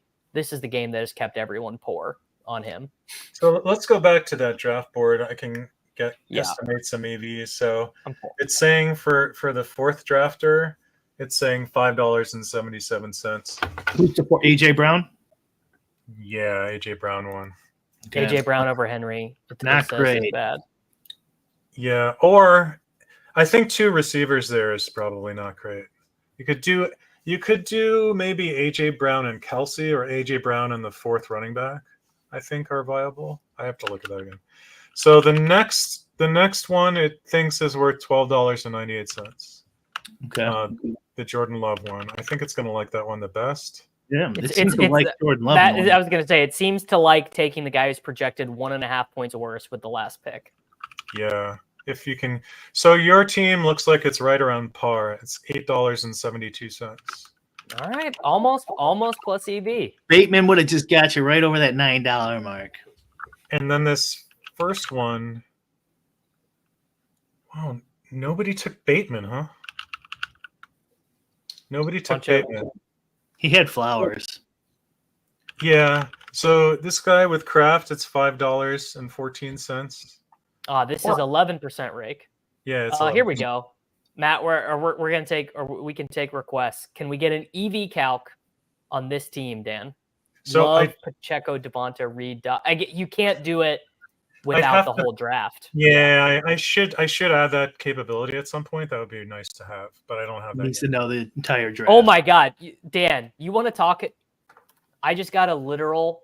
I can make Endgame Syndicate their first $1 million as a business, not as a DFS player. It wouldn't even have to be good. This would not even have to be good, Dan. You could give the shittiest, most rudimentary math for this, a tool that charges people $20 a month, and they can put their Best Ball Mania teams in, and that you just give them an EV. And it could be a fake-ass EV. It wouldn't even have to be a good EV, but you know what I mean? I'm telling you, that is $1 million idea. All right, good to know. I'm sure somebody's getting on that. Yeah, it wouldn't be too hard. It could be you. It could be you. It could be the endgamesyndicate.com/BBM. The problem is they don't release the CSVs till after the season, I think, right? I don't know, actually. Good question. Pretty sure. So one of the things you find in these drafts, so if everyone does literally, it wouldn't even have to be. Thumbs down. It just would be you put it in, you get thumbs up, get it down. Yeah. Yeah, maybe. I don't know. But the thing is, I don't like. It has to be something that I would believe myself. So yeah, you wouldn't want to. Well, if you have the CSVs, you could probably pull it off pretty easily. Yeah. I mean, one of the things I wanted to say about this particular kind of game, which I find very interesting. So it reminds me of poker, where like the bulk of your EV comes from sitting at a table where there are a couple donkeys there. Like it's just so much of your EV comes from that. So if you get to one of these short slate drafts, and everyone's drafting pretty well, you'll find out that maybe everybody's losing to the rake. Maybe not getting crushed. Maybe one guy's losing $2 and the other guy's losing $3. So you get a bunch of those, and then you get one draft where somebody just does something astonishingly stupid. He ends up with like $1. One other guy in your draft, just because of bad luck, ends up with like $6, and then the other two guys just have massively plus EV lineups. Yeah, they have $50 teams. Exactly. Yeah. Yes. So it's a very strange dynamic, specific. I would assume specific to these very small slates, because I think in just like in a huge draft, like the Battle Royale, the big one we just did earlier, like I would imagine that kind of effect is much smaller. You still want donkeys in your draft, but you're not going to get this gigantic EV boost that you do here, because I have a couple teams where it was like, I don't know, something crazy. It'd be like Kelsey and Andrews and Mahomes and like one of the top 3 receivers. And it was just because 2 people picked quarterback way too early and then did a couple other really dumb things. And so there's this massive EV just waiting to be scooped up. So like, you know, we talk about all this game theory stuff and it's all really interesting, but for this kind of game, it's just like, wait for somebody terrible to show up and print. Seems to be what it's about. Interesting. Yeah. That gives more credence to like the back counting strategy we talked about, Davis, where you're paying attention. So when you're Davis Mattek and news drops, you fire up some drafts. You have that news and these guys don't. I mean, can it be simpler than that? A great time to draft BRs would be on a Friday night or a Saturday night when people are literally drunk. Like literally, they're just like drunk on the couch, being like, "I just want to fire." Just like poker. Well, I mean, I've done like 100 of these like Thursday, Friday drafts at this point. And are you expecting to win? No, but one of the and obviously it's not. It's a tiny fraction of my just regular DFS volume. But I'm doing it to test all these tools, right? But still, I just couldn't help myself. Like if I do 3 drafts in a row and it's like mostly sharp drafters, I'm like, I'll come back in an hour and see if the pool of players is not as tough. That seems like if you're actually doing this to maximize EV, like pay attention to how your drafts are going and the timing of when you enter the pool. Do you remember Table Shark? I think it was called Table Shark, the old poker tool. Oh, yes. I didn't Yeah. have it, but I know what that is. Yeah. Yeah. It was around. I can't remember what year it came out, but anyways, it would scout. I wonder if it eventually was illegal. This is so long ago, I can barely remember this stuff, but it would, I'm assuming, scrape the site, scrape the tables, and then tell you who was at what tables and like if there's any donkeys. Mm-hmm. Yeah. Interesting. It's very easy compared to BBM5 though. It's way easier to grade a lineup than BBM5 season long. That's a man who doesn't want to make $1 million tool. Let me tell you. Let me tell you. In fact, I mean, look, let's be honest. I don't have the initiative to set that up, but the first site that does that literally, like, I know from, this is always Brian. It's always Brian leaving his phone on vibrate. Oh, shit. That was me. I know from like home league stuff, like Football Guys has a grade my team tool where it just like imports your league from Sleeper or whatever, and it grades every team. People eat that shit up, dude. They love it so much. This is also Brian. Brian also doesn't have Discord muted. Gotta understand, dude. Guys. No, that's Dan. That's not me. Okay, all right. Here, I'll send him a message and you can hear it go beep. If you could, if the user could understand they would have certain limitations, you could do it fairly easily. Like you couldn't do, when's Chase Brown gonna get, when's Zach Moss gonna get hurt and Chase Brown's gonna play 6 weeks? How many iterations does that have? No, literally all you would do was compare each draft to a set of seasonal projections. And if they beat the median, it gets a thumbs up. And if they lose to the median, it gets a thumbs down. Yeah, that you could do, but it's not super accurate. Well, people don't want it. No one's even interested in that. Do we want to do another one? You can, or I can do one if you want to switch. It's up to you. He's trying to max it out. No, I can't. Yeah. No shot. If you imported your BBM5 team and it gave you a different Price is Right sound on how you did, it would crush. Yeah, it would. They need to release the CSV. Let's see I think they have a date on when they released that last year. What's that site called? Easy. You guys know. BBMDB, I think. Easy said they'll release it after like sometime next week. Oh, really? Oh, then yeah. Then you could. All right, Time Palooza 2. It's a lot of data to wrangle, actually. Oh, God damn it. I had the same location problem. You just have to, it used to happen to me a ton when I first started streaming. You just have to refresh and it fixes it right. God, imagine how rich I'm going to be after I win the first Battle Royale and I win Primetime Palooza 2. All right, we have the first pick, so it wants us to take Saquon in this.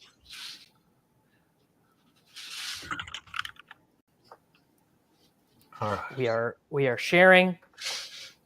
We are locked in. I actually each other. No. I've actually been doing I'm doing big battle royales in the background. Oh, no. Yeah, this is totally what happened. Sorry, put yours back up. Yes, anything that people can screenshot and put on Twitter to brag about their draft in. Yeah. I mean, people are already doing this. The best ball explorer that got acquired by Underdog, same thing. ETR. What did I say? Underdog. By ETR. I'm so Underdog pilled. If I had to pick one of these guys in these shit slates, it would definitely be Juju, I think. Okay, I'm gonna take Saquon, right? Sure. All right, Saquon, first pick. My EV goes to 10, maybe $11, just based off that. Beautiful. I think picking first is probably not great in this contest, but I'm not sure. I haven't looked at. I can't remember. I feel like I get screwed a lot when I'm first in this one. But it really depends. Like I feel like if your opponents are good, then being first is not good in this one. But don't quote me on that. Okay, so the first 6 picks are probably close to what they should. Pretty. I was gonna say seems pretty straightforward. All right, Andrews and Kelsey go. So at this point, it likes quarterbacks and receivers. I'm gonna go Rashee Rice and Devonta Smith and try. I'm gonna try and test the last quarterback theorem. Rice. Oh, okay. Once you take Rice, it then wants you to take a quarterback. Interestingly enough. All right, I'll do it. I'm not gonna fight back against the computer. So this is gonna be. We're gonna have to take Luke Musgrave or Tucker Kraft on this team.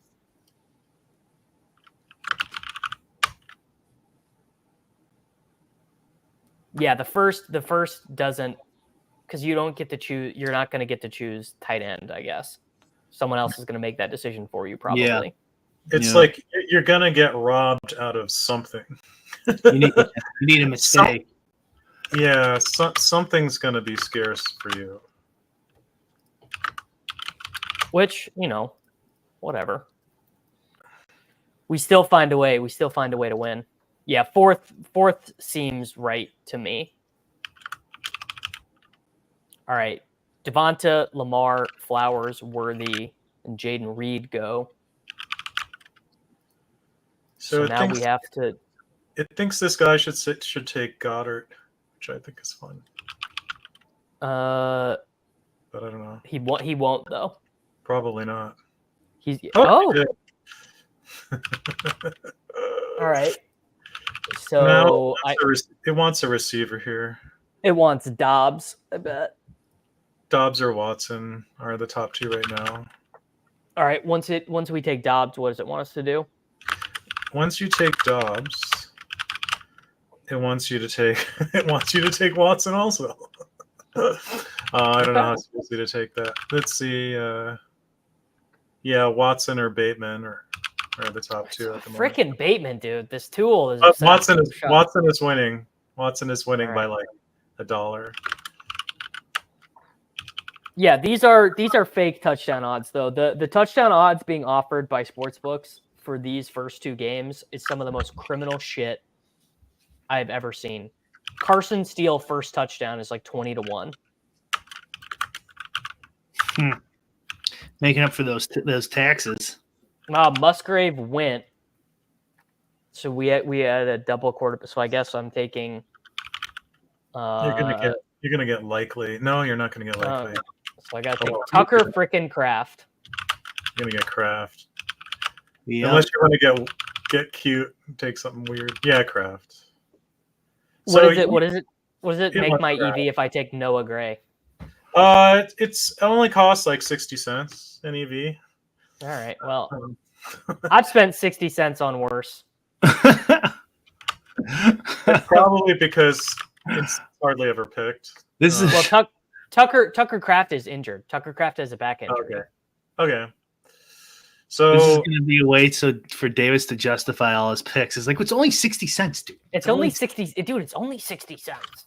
Okay, so it looks like the person who drafted last has the most EV in this one.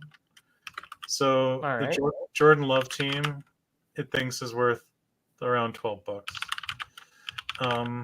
And then everybody else got screwed, I'm pretty sure. This likely well, team, they got Xavier Worthy, so of course they had the best team. They got Xavier Worthy and they took Jordan Love last, so yeah, they win. Jordan Love last. This likely team. Oh wait, it likes the second team too, I think. So it likes all the teams but the Noah Gray team. No, it does not like the likely team. The likely team it thinks is the worst one. It's How much? $4.50. Well, Sus Edwards is in the chat. So someone Sus, you're in the chat, brother. You drafted a $5 team. It's the Wicks team it likes a lot. It likes the Wicks team, $16. Well, okay, so it does All snowball. Right. So it does snowball. And your team it thinks is worth, $6. Golly. Oof. That's You your need, lowest one yet. you need that last draft position, and then people to really screw up, and then you're just purging. So my gut on this is that this is a rake trap. Not a rake trap, but it's just like I think you're more likely to win playing GTO principles. You're more likely to realize your EV using GTO principles in the big ones, in the BRs. I think it's much more sensitive to how many drafts you have with donkeys. Right? Like in this one, the mistakes are magnified in EV. Like a donkey play. So when you make a mistake, I was thinking about this yesterday. When you make a mistake in a draft, the EV can go to two different kinds of people. It can go to the people in the draft, and it can go to the people in the contest. Right? Right. My feeling with the BBM things, when you make a mistake, you're largely donating to the contest as a whole, and you're donating a little bit to the people drafting with you, because usually it doesn't make it that much better for everyone else. In this one, where there's so much scarcity, when you just fail to take somebody you should take, it benefits everyone in your draft a significant amount, right? So right. it's much more, your EV result is going to be much more polarized based on who's in your draft, and something like this. That's just how I that makes sense. Yeah. That makes a lot of sense. Yeah. All right, should we do another, or are we getting bored? I'm never bored. You want to enter the $3 one? Maybe we have more chance at some real equity. High stakes streaming.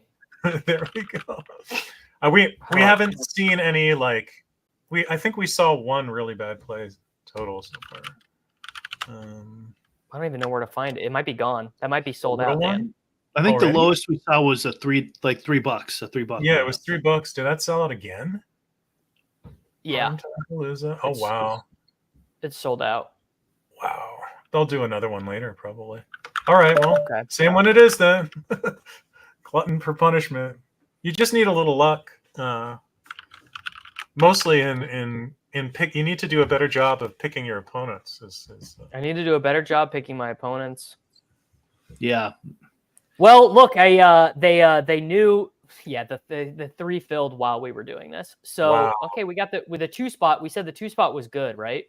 I'm not sure.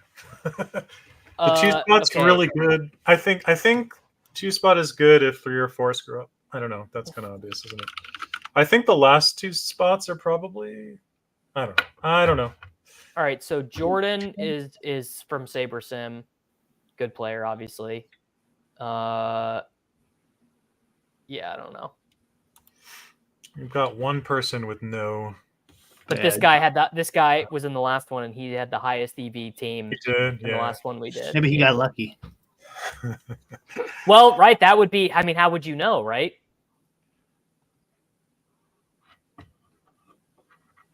So, you'd have to draft with the guy 20 times to know if he got lucky or if he's a brain player.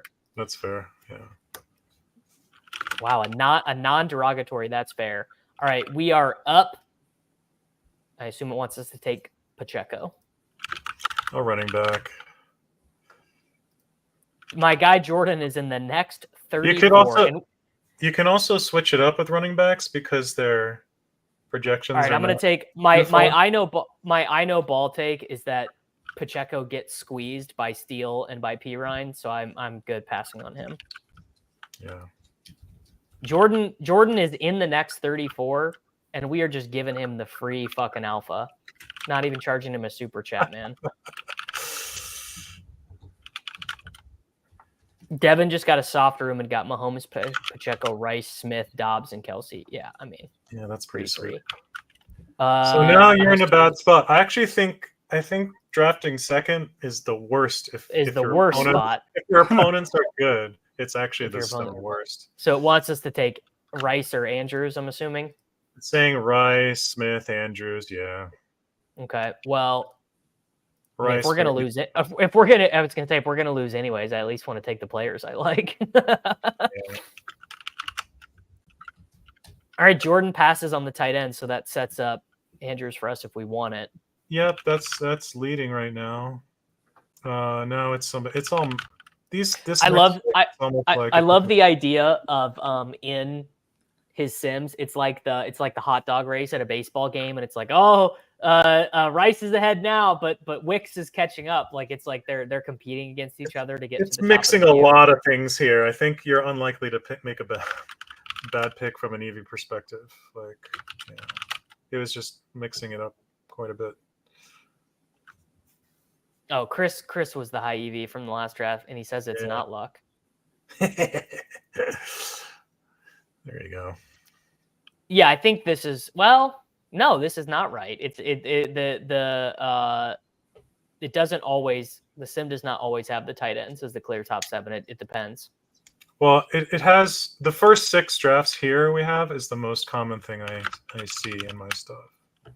All right, we are up. No quarterback has been taken.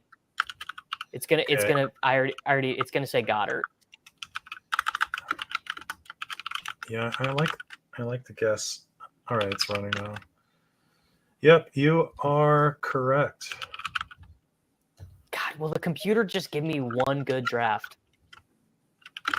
Okay, we don't hate that Hertz was taken because that didn't really hurt us. I already liking your EV a lot now. It wants Wicks right now. Actually, believe it or not, it wants Lamar. Oh, okay, well, yeah, sure, Lamar and Andrews. Bateman already went, so we are going to be saved. But it'll be interesting what it wants to do with the last pick now, because it might do some random punt. I guess it's going to have to, right?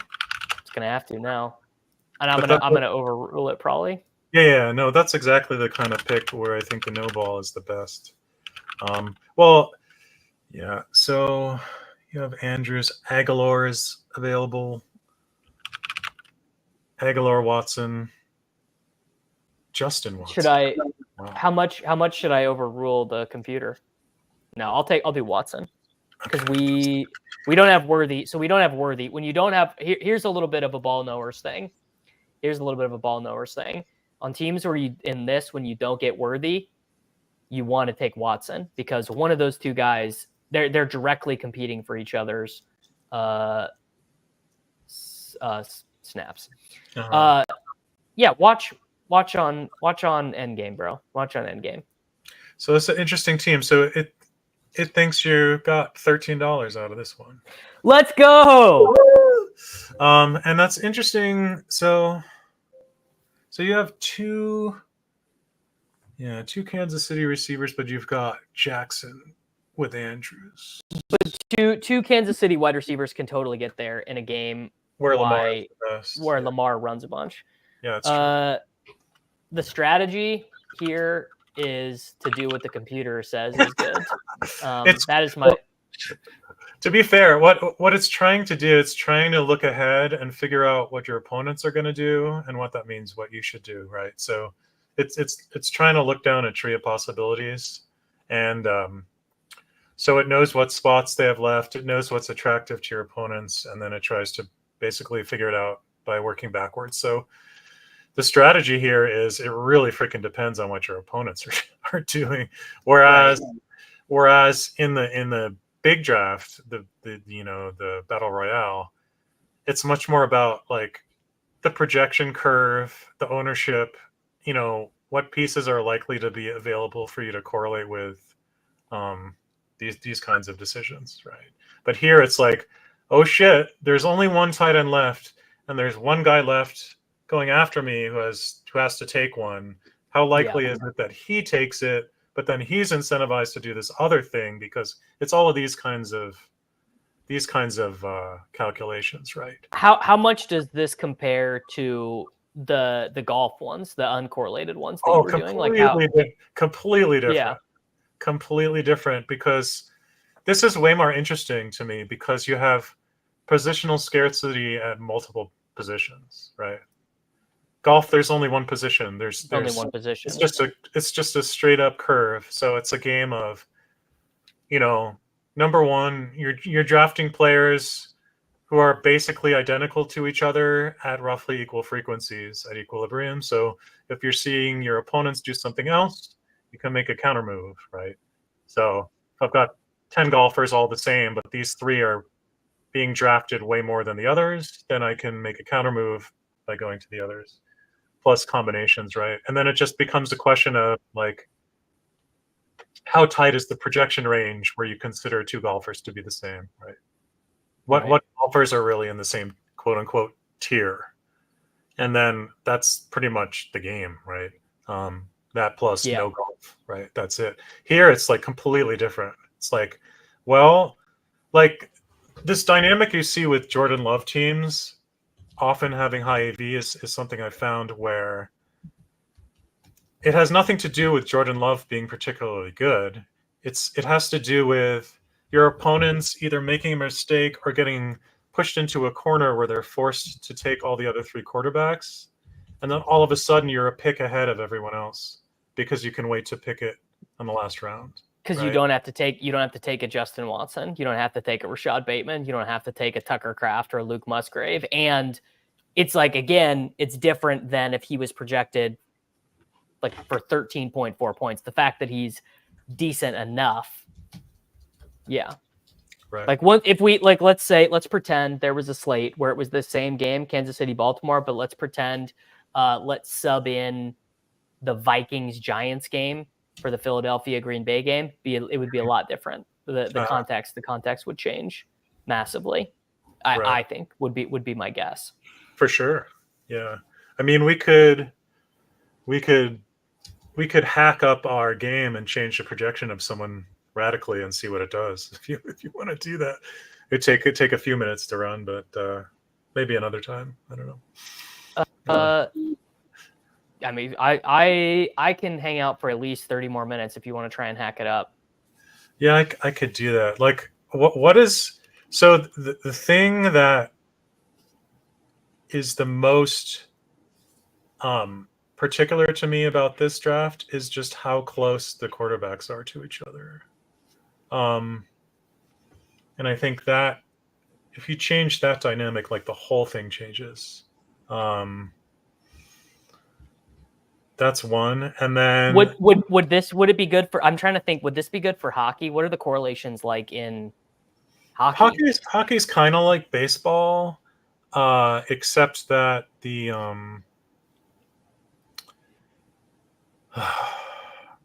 I don't think I'm that great at hockey yet, even though that's the one live final I won a championship in. Tough life, man. It's sort of like baseball on ice from a DFS perspective. I've never done drafts. So you've got correlated pieces on a team, so stacking is a thing. I don't know, maybe somebody in the chat. Yeah, there's teammate correlation. There's not much goalie correlation. No, goalies are just freaking random as hell. Yeah. As I recall. Yeah, because saves are relatively random. All right, I'm gonna see if I can induce some GTO principles on this battle royale team. Will you hack up? Okay. Let's make Jordan Love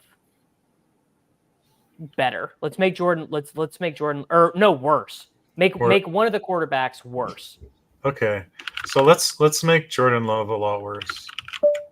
I'll do a bear stack on this one, Brian. I'll do Caleb and DJ Moore. Good thinking. Okay. You getting excited, man? You purchased your jersey yet? Are you gonna paint your nails? Are you gonna paint your nails in solidarity? Sunday? Yeah. No. Or do this, or make Mahomes' projection better. Do make one of the quarterbacks better. So it has, yeah. Well, that would just be a massive boost. I can make Mahomes just a lot better. Okay. Let's like he says has like a 28-point projection, which is insane, right? So I'm actually very curious what that does to the just to because that's like the thing that like that so that happens in drafts or in games, right? I mean, guys just beat their projection by 10 all the time, and I'm curious of what testing that will do. All right, let's see. Let's do the same contest that we just did. Time Palooza. Well, Lamar, it depends on how you do Lamar's projection, right? If you made Lamar's projection way better, some of the pass catchers would improve. Not all of them, but let's see. I'm going to do a super scroller here. I'm going to have like 4 completely undrafted guys. So I can tell you, if I make Mahomes like 3.5 points better than the next best quarterback, yeah, he's just going first. It looks like he's going for. That's where it's converging. I'll let it run a little longer. Interesting. I still would have assumed the running back EV would remain. Yeah. I probably won't play any of the dog bowl because I don't really know what I'm doing yet. I think it's fine to run 150 battle royales and just see what comes out, but the dog bowl is more of a. I'm not even sure I'm good at this yet. It's like, I mean, you see, like the computer is not even always able to make up its mind. Well, that's probably my fault, to be fair. If if Dan's computer cannot completely make up its mind, how can I completely make up my mind? Well, I've only been working on this for a few weeks, so I still got a ways to go. This is true. Makes sense that a one of a kind player would go over 4 guys who project roughly the same. Yeah. Wow, we didn't get sniped. We didn't get sniped. We have Caleb Williams, Jonathan Taylor, Devin A-Chain, and DJ Moore. So we're gonna take a wide receiver and a tight end. I'm gonna scroll down so far. I'm gonna scroll down so goddamn far in a 67,000 person contest. I'm gonna break the sim again. I'd be more inclined to scroll down for receiver because there's more, you're giving up less. Yeah. But I don't know. Do you do it this turn or maybe you do? Maybe you don't do it yet. Maybe you do. I picked last, so I picked consecutively. Oh, okay. You get 2 picks. I got you. I think I'm gonna do Deontay Johnson, and I'm gonna do. Is Taysom at tight end in this? No, he's not. No. I'm gonna do. Oh wow. I'm gonna do Juwan Johnson. Wait, scroll up. Well, what's the top of that tight end curve look like? Pitts, Ferguson, Njoku, Schultz, Bowers, Freiermuth. Yeah, I don't know how fragile those projections are. That is giving up quite a bit. Like, they're insanely fragile. Yeah, Deontay Johnson seems like you're giving up less than Juwan Johnson. Just from these napkin math projections. Yeah. That they have on Underdog, you're giving up basically a point from the wide receiver 18 to the wide receiver 30. Yeah, Chad is gonna snipe my complete shit picks. I was saying though, that's the thing I like about this. Is like, okay, if you snipe me, I'll just take someone else. I'll just take George Pickens, or I'll just take Josh Palmer or 80. Is there a there's a bring back I could do. Here, I'll take a literal wide receiver 42. DeAndre Hopkins never gets drafted in this, and that's a bring back. That's better. This is probably, I'm going to guess that if we put this in a version of Nerdy Sims a year from now, and let's say it's the best sim possible, Dan feels 100% good about it. He's like, I would use this to draft teams. I'm going to guess it says this is utter dog shit to take a guy who gets drafted. I mean, it's me and DeAndre Hopkins' mom, the only people taking him in this.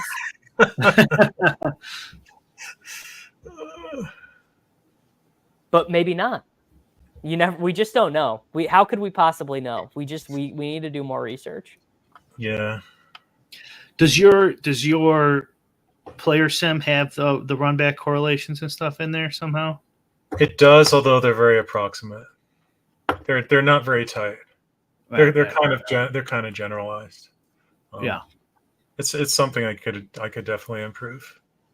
When it comes to all of my process stuff, the in NFL, the in-game correlations and sims are the thing I could use the most work on. Just to be fair. All right, I'm gonna take Hopkins, and I'm gonna take Juwan. All right, Dan, is your 28-point Mahomes? It's Mahomes? cooking. Okay. It's reasonably cooked. All right. I can just run a draft, it playing against itself, and see what it does. Caleb, Taylor, A-Chain, Hopkins, Juwan. We'll do one more primetime Palooza with Mahomes at 28 points, and then we'll get out of here. I'm gonna go eat some lunch and let my dog out. What is this? I mean, wow, it's actually still that's plus EV for sure. This is plus crazy. that's the thing. I bet in the I know this. I wouldn't even have to speculate. You're getting way softer drafts in the 6-mans as well. Way softer ball movements. The 4-man lobbies are a fucking sweat fest.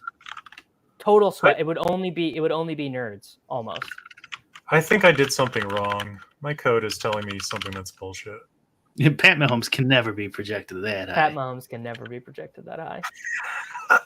No, there's clearly something wrong here. I don't think I can do this. Sorry. I thought I could do it.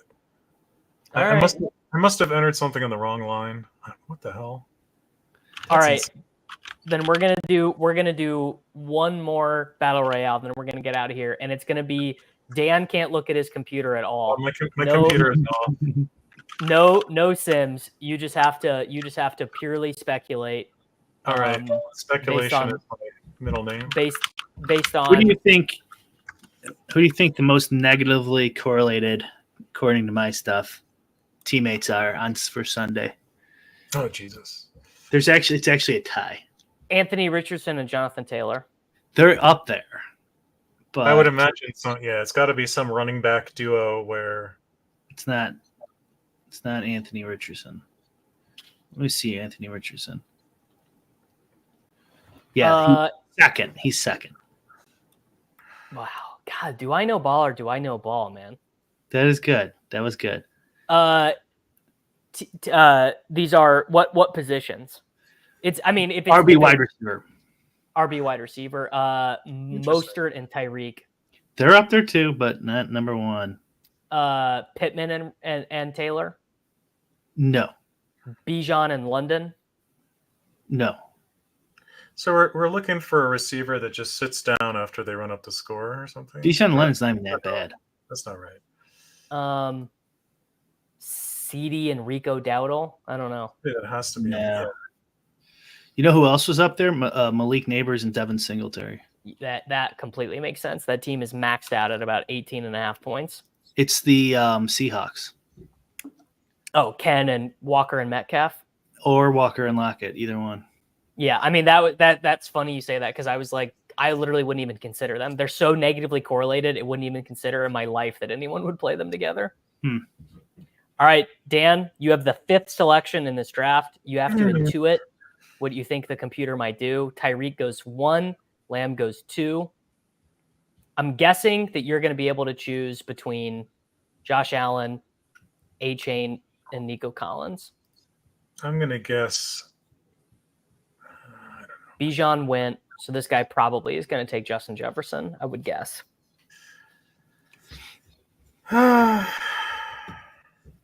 Love to see Dan intuit. Me? I don't know. Yeah. Shit. My guess is so. Right, he took Josh Allen. So let's do a running back then. All right, we'll do Jonathan Taylor. So you have the Indianapolis Colts running back, and Bric just told you that Jonathan Taylor and Anthony Richardson are like the number 2 negatively correlated plays of the whole slate. So let's not take that guy. That's what you just said, Brian. Or they were up there. Oh, they're up there. Yeah, they're just under Seattle. All right, Jefferson goes. So like the top high end wide receiver, and Kincaid goes. So the top projected tight end is gone. So by ADP, A-Chain, Nico Collins, Jamar Chase, ETN. Who are we seeing? Taylor and who? Pittman, right? Yeah. Yeah. They're I don't know. I would take Collins or Chase probably, personally. All right, let's do Collins, and we might be able to set up our correlation. We'll see what the rest of the room does. I noticed that sometimes if you take Nico, the room will, depending on the room, sometimes they will stay in their lane, and sometimes they won't. The issue is that Stroud is so easily backstackable. You could just take his uncorrelated guys later. Brian, you're gonna have to feed Dan the scroll the F down guys. He's not deep enough in the weeds to know who to scroll down for yet. Yeah. I can, yeah. Rome, Odunze. Rome is, to give you a hint, he is $4,000 on DraftKings this week. Wide receiver 34. 35.9. There you go. So basically that means he essentially does not get drafted. No, we took him once. We took him once on stream. But I'd be more Daryl, Mr. Mooney. Yeah, he's a kind of interesting, like completely, I don't know. That honestly, to me, going the complete undrafted guys feels better than doing the partial, the halfway. Like the wide receiver 20 who gets drafted 10% of the time. It feels better to go to the guys who are at like literally like 0% projected. Was he a Bear? He was a Bear. He's a Falcon now. He's a Falcon. Okay. All right, we are up in one pick. What tight ends? Stroud, all the good ones: McBride, Kincaid, and Ingram. Okay, so we're not that incentivized. I mean, we could just grab Stroud now. I mean, what are the odds the very next guy takes Stroud? I guess we don't care. What are the odds he takes anything we really care about? Very small. Right? I mean, that's the thing. Once you get past 15 picks, the odds anyone takes anything you care about are pretty low. Yeah, so it does, just anecdotally from observing these rooms, it does seem like people are a little bit more woke to the scroll based on my experiences of drafting these in the past. Like where in the past it would just kind of roughly hew towards ADP, and that it does not feel it's going that way anymore. I'm gonna guess your sim would have told us to take one of these two running backs, White or Walker, but again, maybe it wouldn't. Maybe it would tell us take a tight end, maybe, because how many have been taken? Three have been taken. All the guys who are projecting for 10 or more are gone.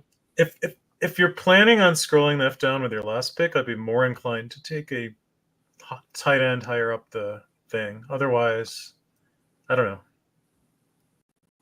You heard it here first. Nerdy Tenor is all in on Kyle Pitts in Week 1 NFL DFS. Yeah, that's gonna be the title of my video.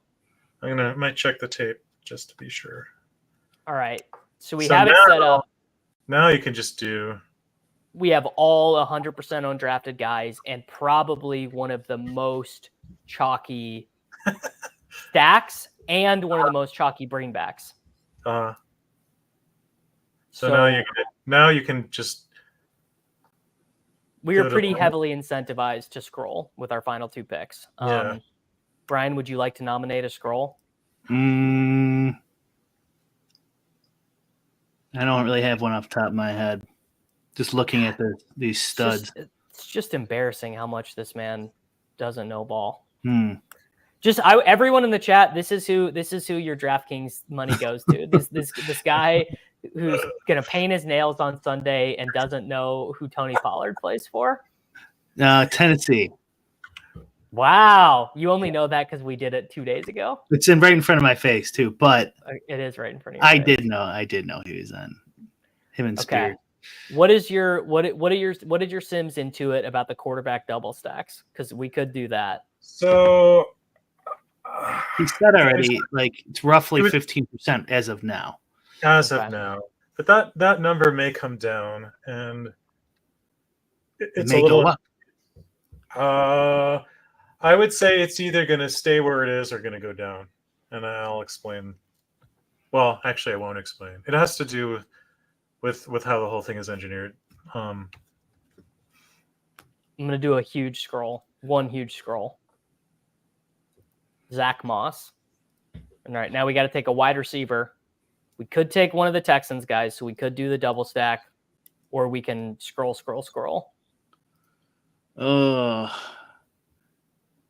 I'd probably do the double stack, but I don't know.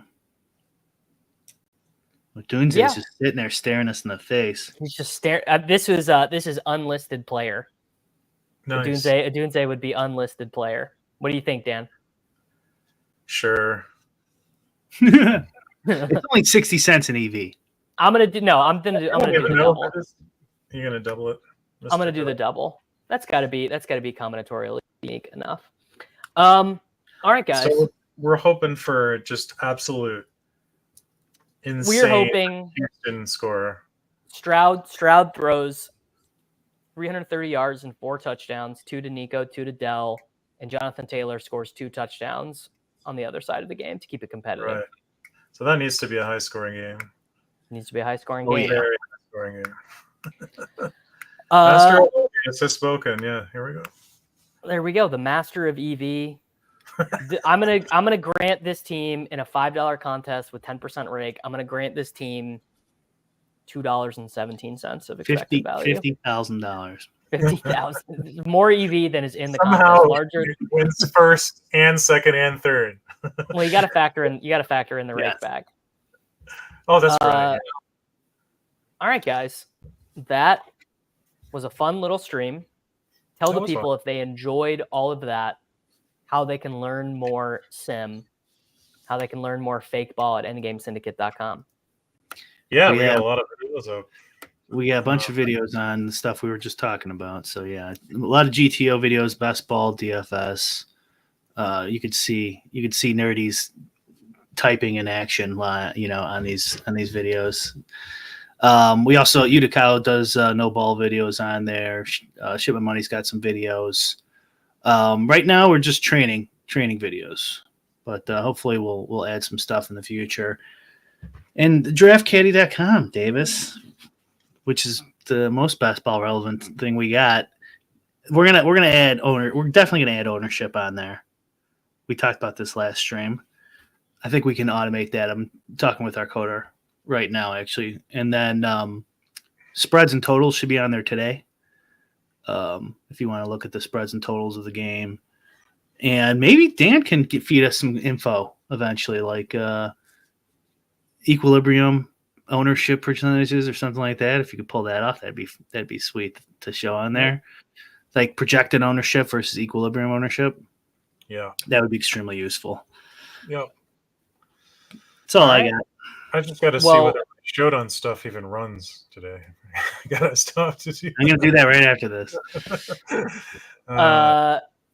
Yeah, we are gonna get out of here. Make sure you're checking out Endgame Syndicate. We will Bric, there's functionality for Battle Royale for the Draft Caddy, correct? Yes. All right, there you Yeah. go. And, I just didn't have it displayed right in my window, but I will update that this afternoon. Yeah. I think you're a version behind too. I probably am a version behind. Guys, please check out the DFS Week 1 video that I did with Jacob Sanderson. If you're getting to the end of this, remember to comment on the video on the Davis Mattek YouTube channel for your equity in the 5% giveaway. Patreon.com/Davis Mattek for all the premium fantasy football content. And I will be back with y'all tomorrow for the Pick'em video. Later, everybody.